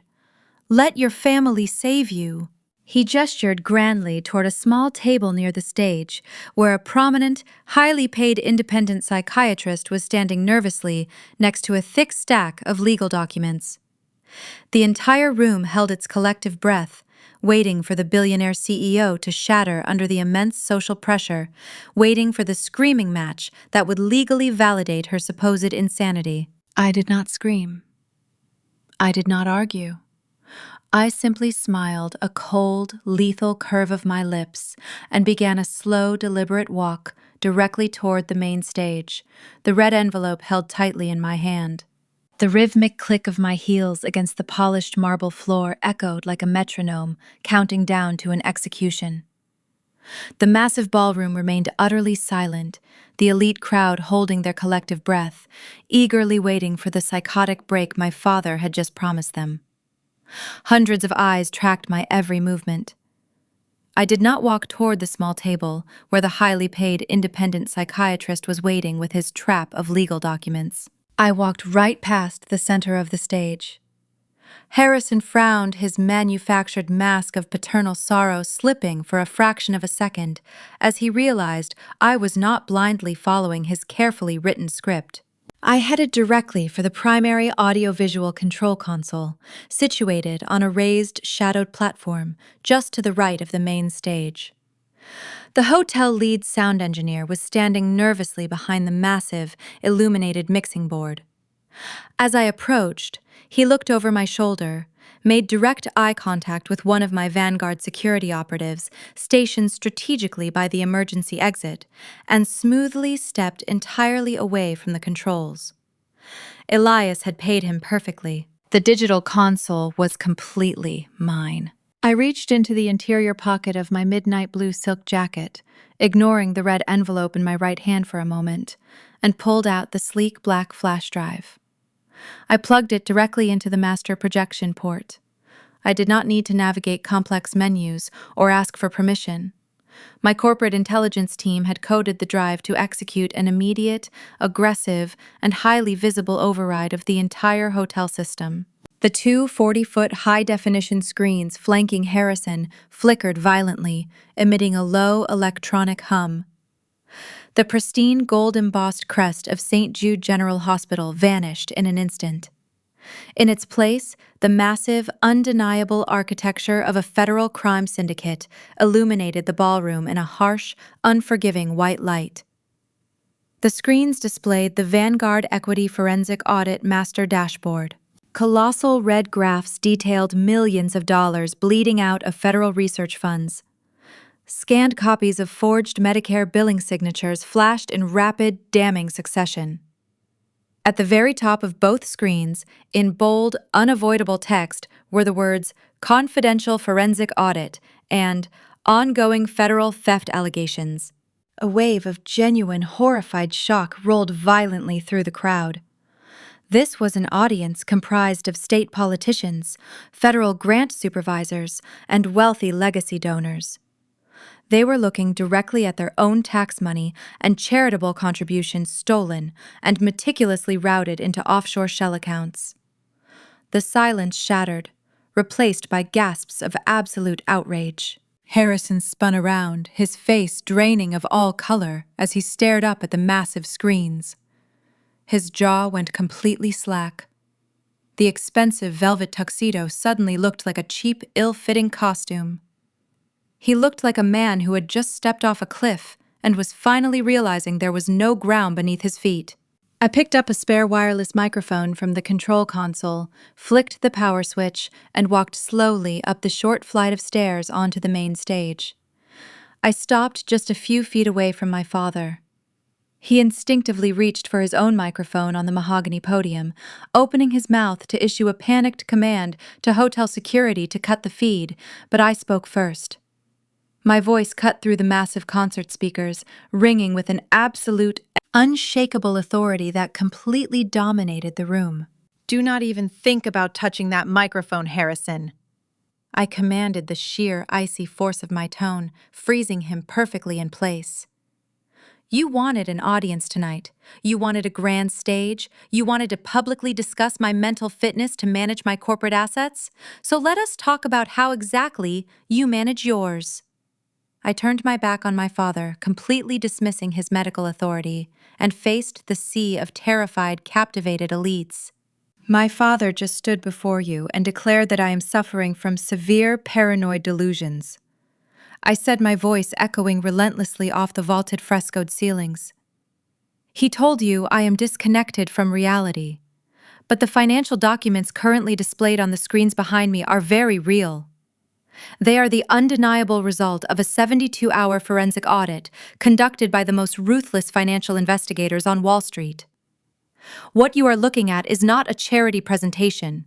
It is the complete financial autopsy of St. Jude General Hospital. I raised my free hand and pointed sharply at the colossal screen on the left.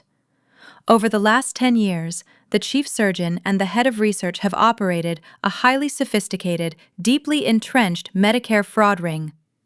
They have aggressively and continuously billed the United States government for phantom surgeries. They have been stealing directly from taxpayers to fund their private country club memberships and their secret offshore trusts. I lowered my hand and pointed to the screen on the right. Worse still, they have systematically siphoned millions of dollars from the Pediatric Cancer Research Fund. The money you all graciously donated tonight, the money you believed was going to save dying children, has already been wired to the Cayman Islands to buy custom diamond jewelry and luxury sports cars for their family. The ballroom erupted into absolute chaos. State senators were furiously whispering to their panicked aides. Wealthy philanthropists were shouting in outrage, demanding answers. Beatrice, still standing near the melting ice sculpture, looked like she was about to physically collapse. Her sweeping emerald gown was suddenly a glaring public symbol of her federally indicted theft. Harrison stepped toward me, his eyes wide with wild, unhinged desperation. "Naomi, stop this right now," he hissed, his voice trembling as he tried to grab my arm. "This is a lie. You are sick. You are having a severe episode. Security! Someone get her out of here!" I stepped smoothly out of his reach, my expression hardening into unbreakable diamond. "I am the Chief Executive Officer of Vanguard Equity," I stated clearly and loudly into the microphone, ensuring every single person in the room heard the absolute, terrifying control in my voice. "I manage billions of dollars of international capital. My mind is a steel trap. Yours, however, is a rotting legal liability. You brought me here to force me into a medical power of attorney because you knew I was the only person with the capital and the resources to catch you. You thought you could lock me in a psychiatric ward before the federal government realized the truth." I held up the heavy red envelope for the entire room to see. "St. Jude General Hospital is completely bankrupt, and you are entirely out of time." I ripped open the heavy red envelope, tearing right through the gold wax seal of the hospital they had just destroyed. I pulled out a thick stack of legally binding, aggressively highlighted corporate documents. I held them up for the entire ballroom to see. The state senators and wealthy philanthropists in the front row strained their necks, their eyes wide with morbid curiosity. Harrison stared at the papers, his chest heaving with panicked, shallow breaths. He was completely trapped, but his arrogant medical brain was still struggling to comprehend the sheer scale of his defeat. "You thought your authority in this building was absolute," I said, my voice projecting with lethal clarity over the concert speakers. "You thought you could invite me into your territory and corner me, but you failed to understand one fundamental rule of corporate warfare. I never walk into a room I do not already own." I turned my attention back to the captivated audience. Over the last 24 hours, Vanguard Equity executed a highly aggressive confidential debt acquisition protocol. The primary lenders, who financed St. Jude General Hospital, realized they were holding hundreds of millions of dollars in toxic, fraudulent loans. They were desperate to liquidate before the federal indictments became public record on Monday morning.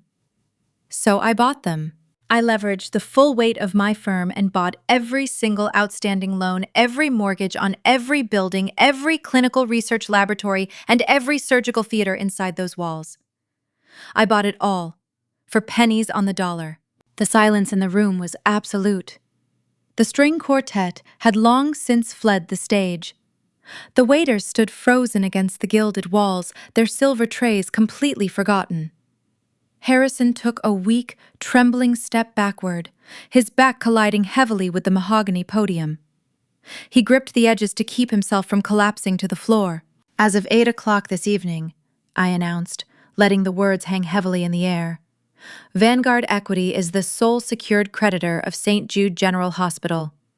We have officially triggered an immediate corporate foreclosure due to your massive criminal negligence. The current board of directors is completely dissolved, effective immediately. I am the new chairman of the board. I am the sole owner of this institution." The irony of the moment was thick, delicious, and utterly intoxicating. 15 years ago, these two people stood in the living room of my childhood home and told me I was a complete disgrace. They told me that choosing finance over their sacred medical dynasty made me a failure, a dropout who would never amount to anything. They disowned me because I refused to be controlled.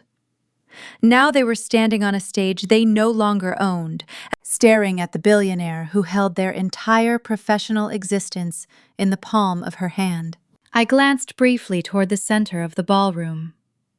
Vanessa was standing completely frozen by the melting ice sculpture. The blood had entirely drained from her face. She was gripping her stolen diamond necklace as if it was a life preserver. Andre had already taken 3 massive steps away from her, blending into the crowd, completely severing his physical and emotional ties. Under my new ownership, Vanessa was not just losing her fraudulent medical residency. She was officially an unauthorized trespasser in my hospital. I turned directly to Harrison, stepping closer, until I could see the sweat beading on his forehead. "You do not have the authority to declare anyone mentally unfit," I told him, dropping my voice to a sharp, cutting whisper that the microphone still caught perfectly. "You do not have the authority to call a board meeting. You do not even have the authority to park in the chief surgeon parking space. You are no longer a titan of the medical establishment. You are just a massive liability on my corporate ledger." Beatrice shoved her way through the panicked crowd and scrambled up the stairs to the stage. She looked completely unhinged, her expensive emerald gown dragged heavily against the floor. "Naomi, you cannot do this!" she shrieked, her voice cracking with hysterical disbelief. "We are your parents! You are destroying your own family legacy! This is our hospital! We built this! We are respected professionals!" I laughed, a sharp, metallic sound that offered absolutely zero comfort. "You built absolutely nothing," I shot back, my tone devoid of a single ounce of mercy. You stole from dying children to buy country club memberships and designer clothes. You hollowed out a respected institution and turned it into a massive federal crime syndicate. The legacy you built is currently sitting in offshore shell accounts, and the federal government is going to seize every single penny of it. I looked out at the audience. The politicians and hospital administrators, who had been happily drinking champagne with my parents just 10 minutes ago, were actively physically distancing themselves. Nobody wanted to be standing near the radioactive blast zone of a massive federal indictment. They were already calculating how to scrub their names from the donor lists and protect their own reputations. My parents were instantly, permanently, socially exiled. I turned back to the podium and looked my father dead in the eye. I am not a helpless patient, Harrison. I am your employer. And your first official performance review is a complete disaster. I want you and your wife out of my building. I want you to walk out of those gilded doors knowing that the daughter you threw away like garbage is the one who finally took everything from you. Harrison opened his mouth to speak, to beg, or perhaps to launch one final pathetic threat. But no words came out. The arrogance that had defined his entire life was completely gone, replaced by a hollow, vacant terror. He finally realized that the smear campaign, the fake psychiatric intervention, and the charity gala were all just elaborate props in a play that I had secretly directed from the very beginning. He was checkmated, and there was absolutely nowhere left for him to run. I did not give my father a single second to recover his breath or formulate a counterattack. I picked up the small silver remote from the podium and clicked the forward arrow. The massive high-definition screens behind me shifted instantly, leaving the broad summary of the forensic audit and plunging directly into the brutal, granular evidence of their crimes. I was no longer just the new owner of the hospital. I was the prosecuting attorney, and this ballroom was my courtroom. Let us look closely at how a respected chief of surgery actually makes his money, I announced, my voice slicing coldly through the heavy silence of the room. I directed the attention of the elite audience to the left screen. It displayed a massive scrolling spreadsheet of Medicare billing codes, highlighted in a glaring fluorescent yellow. Over the past 6 years, Harrison has aggressively billed the federal government for over 400 complex spinal fusions and joint replacements that absolutely never happened. I explained, walking the audience through the irrefutable data with surgical precision. These are phantom surgeries. He preyed on low-income elderly patients who came into the clinic from minor joint pain. He falsified their surgical charts, claimed he inserted highly expensive imported titanium hardware into their bodies, and then billed Medicare for the maximum allowable limit. The patients received a mild cortisone shot, while my father received $60,000 per fabricated procedure wired directly into a corporate shell account he controlled. Murmurs of disgust rippled aggressively through the crowd. I clicked the remote again. The right screen shifted to display forged internal research authorizations, heavily bearing Beatrice's signature. My mother is equally complicit.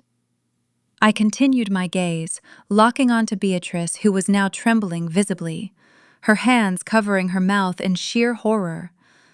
As head of research, she authorized millions of dollars in federal grants for clinical oncology trials. But those trials never existed. The lab results were entirely fabricated by a small team of desperate, underpaid graduate students whom she threatened to blacklist if they ever spoke up. The grant money was systematically laundered through fake pharmaceutical vendors and deposited directly into my parents' joint offshore trust in the Cayman Islands. I watched a prominent state senator in the front row abruptly stand up, his face pale with panic.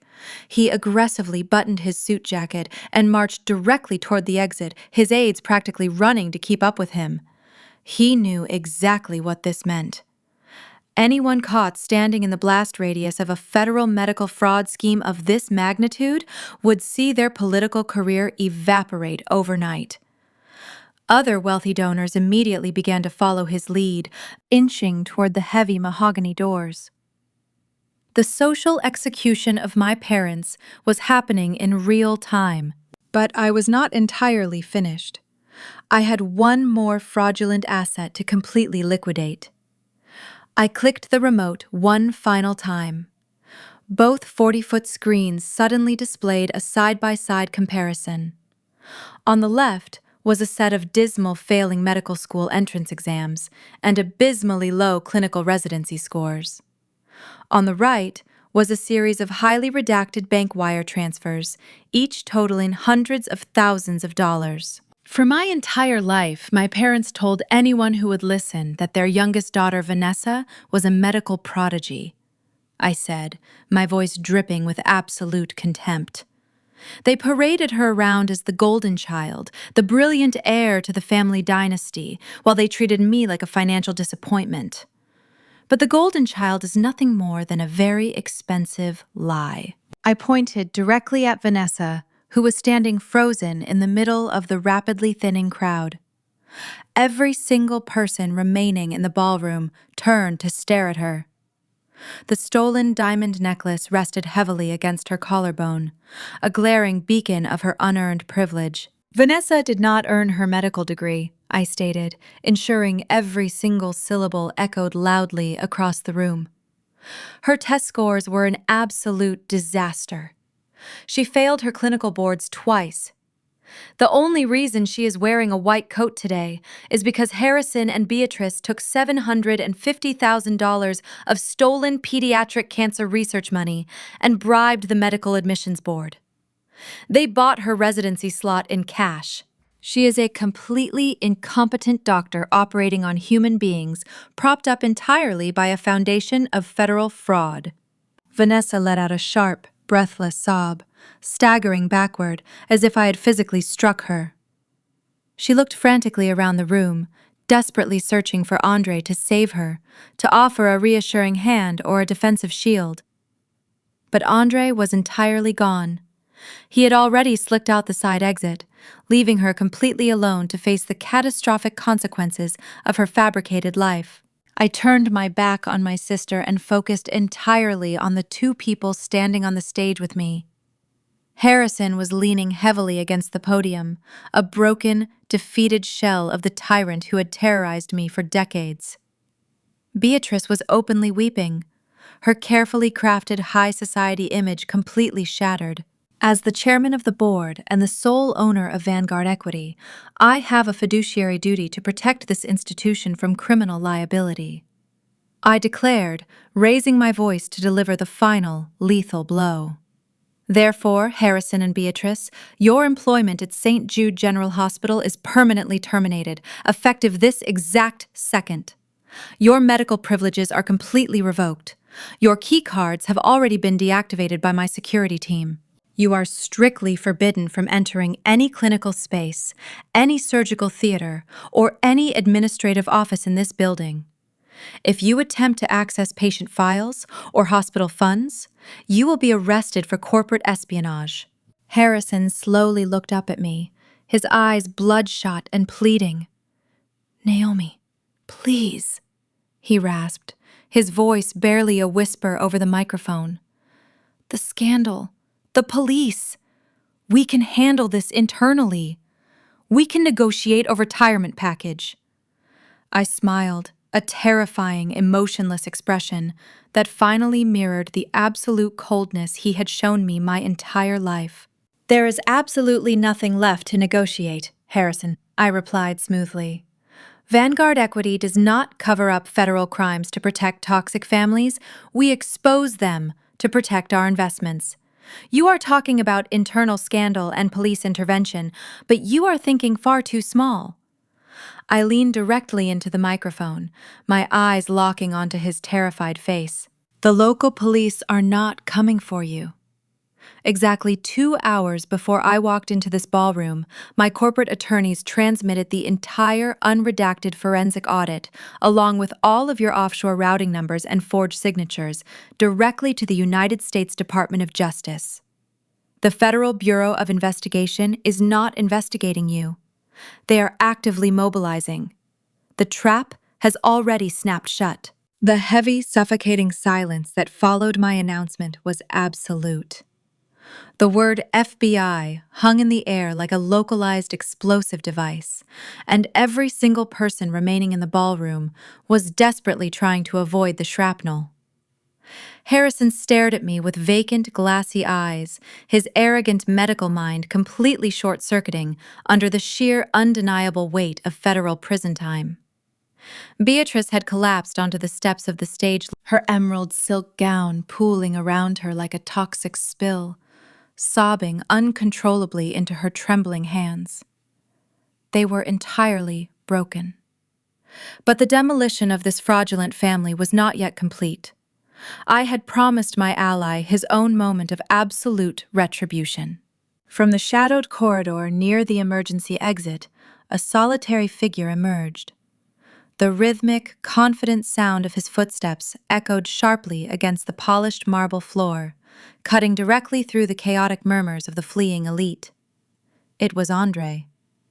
He did not look like the supportive, wealthy husband who had smiled for the society cameras just 30 minutes ago.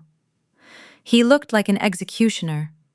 His jaw was set in a tight, unforgiving line, and his eyes were completely devoid of the blind love that had once made him such an easy target for my sister.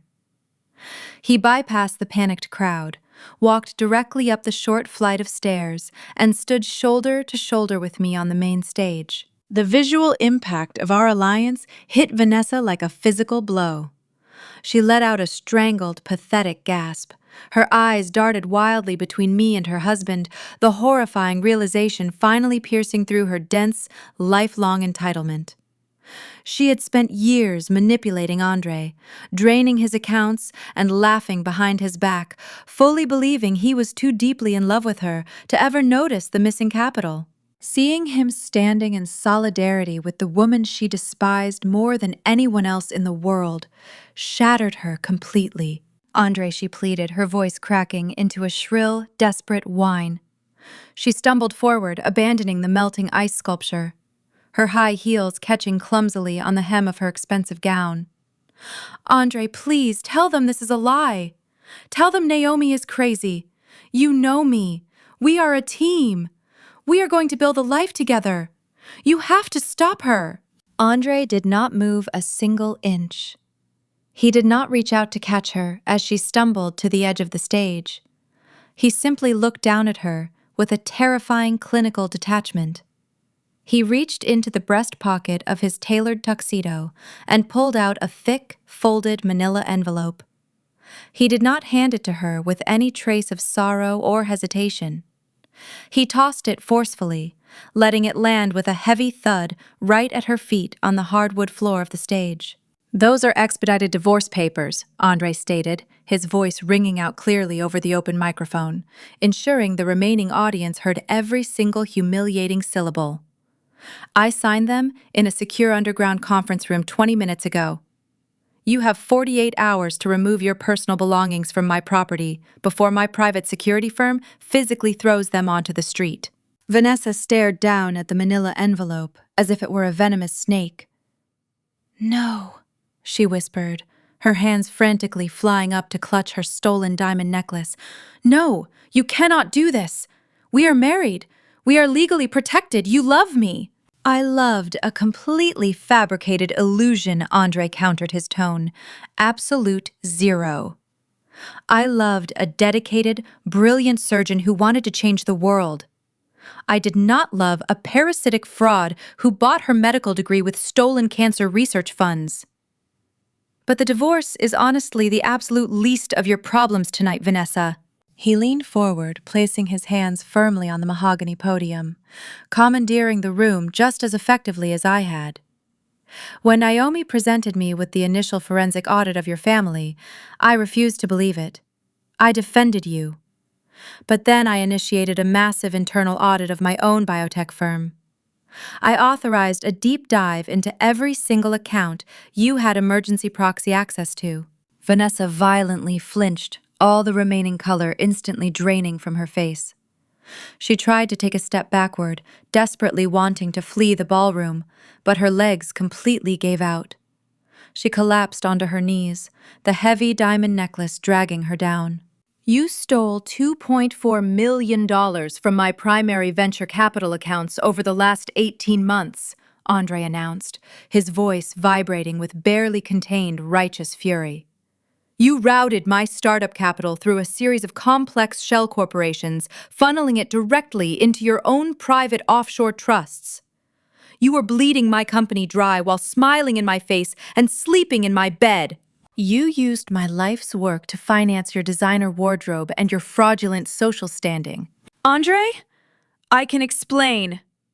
She screamed a hysterical, guttural sound that tore through the elegant ballroom. "I can pay it back.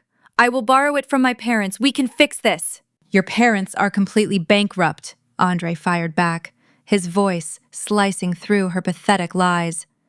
"And you cannot pay it back because I have already completely severed your digital access to the financial architecture. Your credit cards are dead. Your banking portals are locked. You possess absolutely zero liquid capital. And unlike your father, I do not engage in private settlements for corporate theft." He pointed directly at her weeping form on the floor. "I am pressing maximum federal charges for corporate embezzlement, wire fraud, and grand larceny. The United States Securities and Exchange Commission has already received the unredacted digital footprint of your theft. The legal team standing by to ruin your life is twice the size of the one currently dismantling your parents." Vanessa threw her head back and let out a blood-curdling, agonizing scream. It was the sound of a perfectly crafted, heavily insulated life disintegrating into absolute nothingness in a matter of seconds.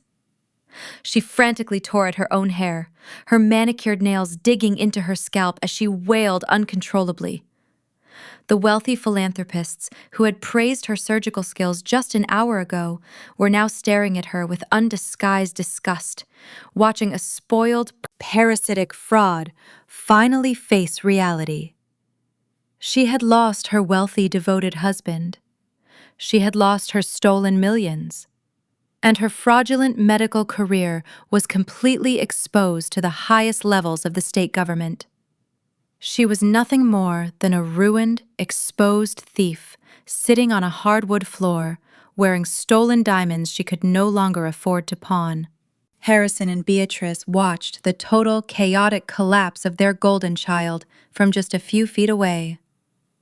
The sheer psychological horror of the moment finally broke the last remaining shreds of their sanity. They had sacrificed their integrity, destroyed their eldest daughter, and committed massive federal crimes, all to build a medical dynasty for a child who was currently screaming like a cornered animal on the floor. The irony was absolute and suffocating. They had diagnosed me as insane, yet they were the ones actively losing their minds in front of the entire city elite. Everything they had built, everything they had stolen, and everything they had protected was completely incinerated. The untouchable medical family of St. Jude General Hospital was officially dead, and I was the one who had finally, ruthlessly pulled the plug. Vanessa's screams continued to echo against the vaulted ceilings, but they were rapidly fading into white noise as the last remaining members of the city elite scrambled frantically out of the ballroom. The grand charity gala had officially transformed into an active federal crime scene. Harrison remained completely frozen against the mahogany podium, his breathing shallow and ragged, his eyes fixed on the heavy double doors as if he could already see the federal agents marching through them. But Beatrice could not accept the terrifying finality of the silence. She pushed herself up from the cold marble floor, her ruined emerald silk gown pooling around her knees like shattered glass. She crawled desperately toward the edge of the stage, her perfectly manicured hands grasping wildly at the hem of my midnight blue suit. "Naomi, please," Beatrice sobbed, her tears ruining her expensive makeup, leaving dark, jagged streaks down her pale cheeks. "You cannot do this to us. We are your family. We are your blood. We gave you life. We raised you. You cannot send your own mother and father to a federal penitentiary. Please, just recall the forensic files. Tell the authorities it was a massive corporate misunderstanding. We will give you absolutely everything. We will sign the entire hospital over to you quietly tomorrow morning. Just show us a little mercy. I looked down at the woman who had spent my entire childhood dissecting my personality and diagnosing my independence as a severe psychological flaw. I searched my mind for a single ounce of familial compassion. I found absolutely nothing. There was no pity, no lingering guilt, and certainly no mercy.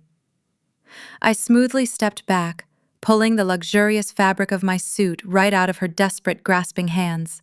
You do not get to invoke the concept of family tonight, I stated, my voice echoing with absolute icy finality through the empty ballroom. You forfeited that right the exact moment you tried to lock me in a psychiatric ward to protect your offshore bank accounts. You only recognize blood when you are actively bleeding out on the floor. I knelt slightly, bringing my face perfectly level with hers, ensuring she saw the absolute, terrifying void in my eyes.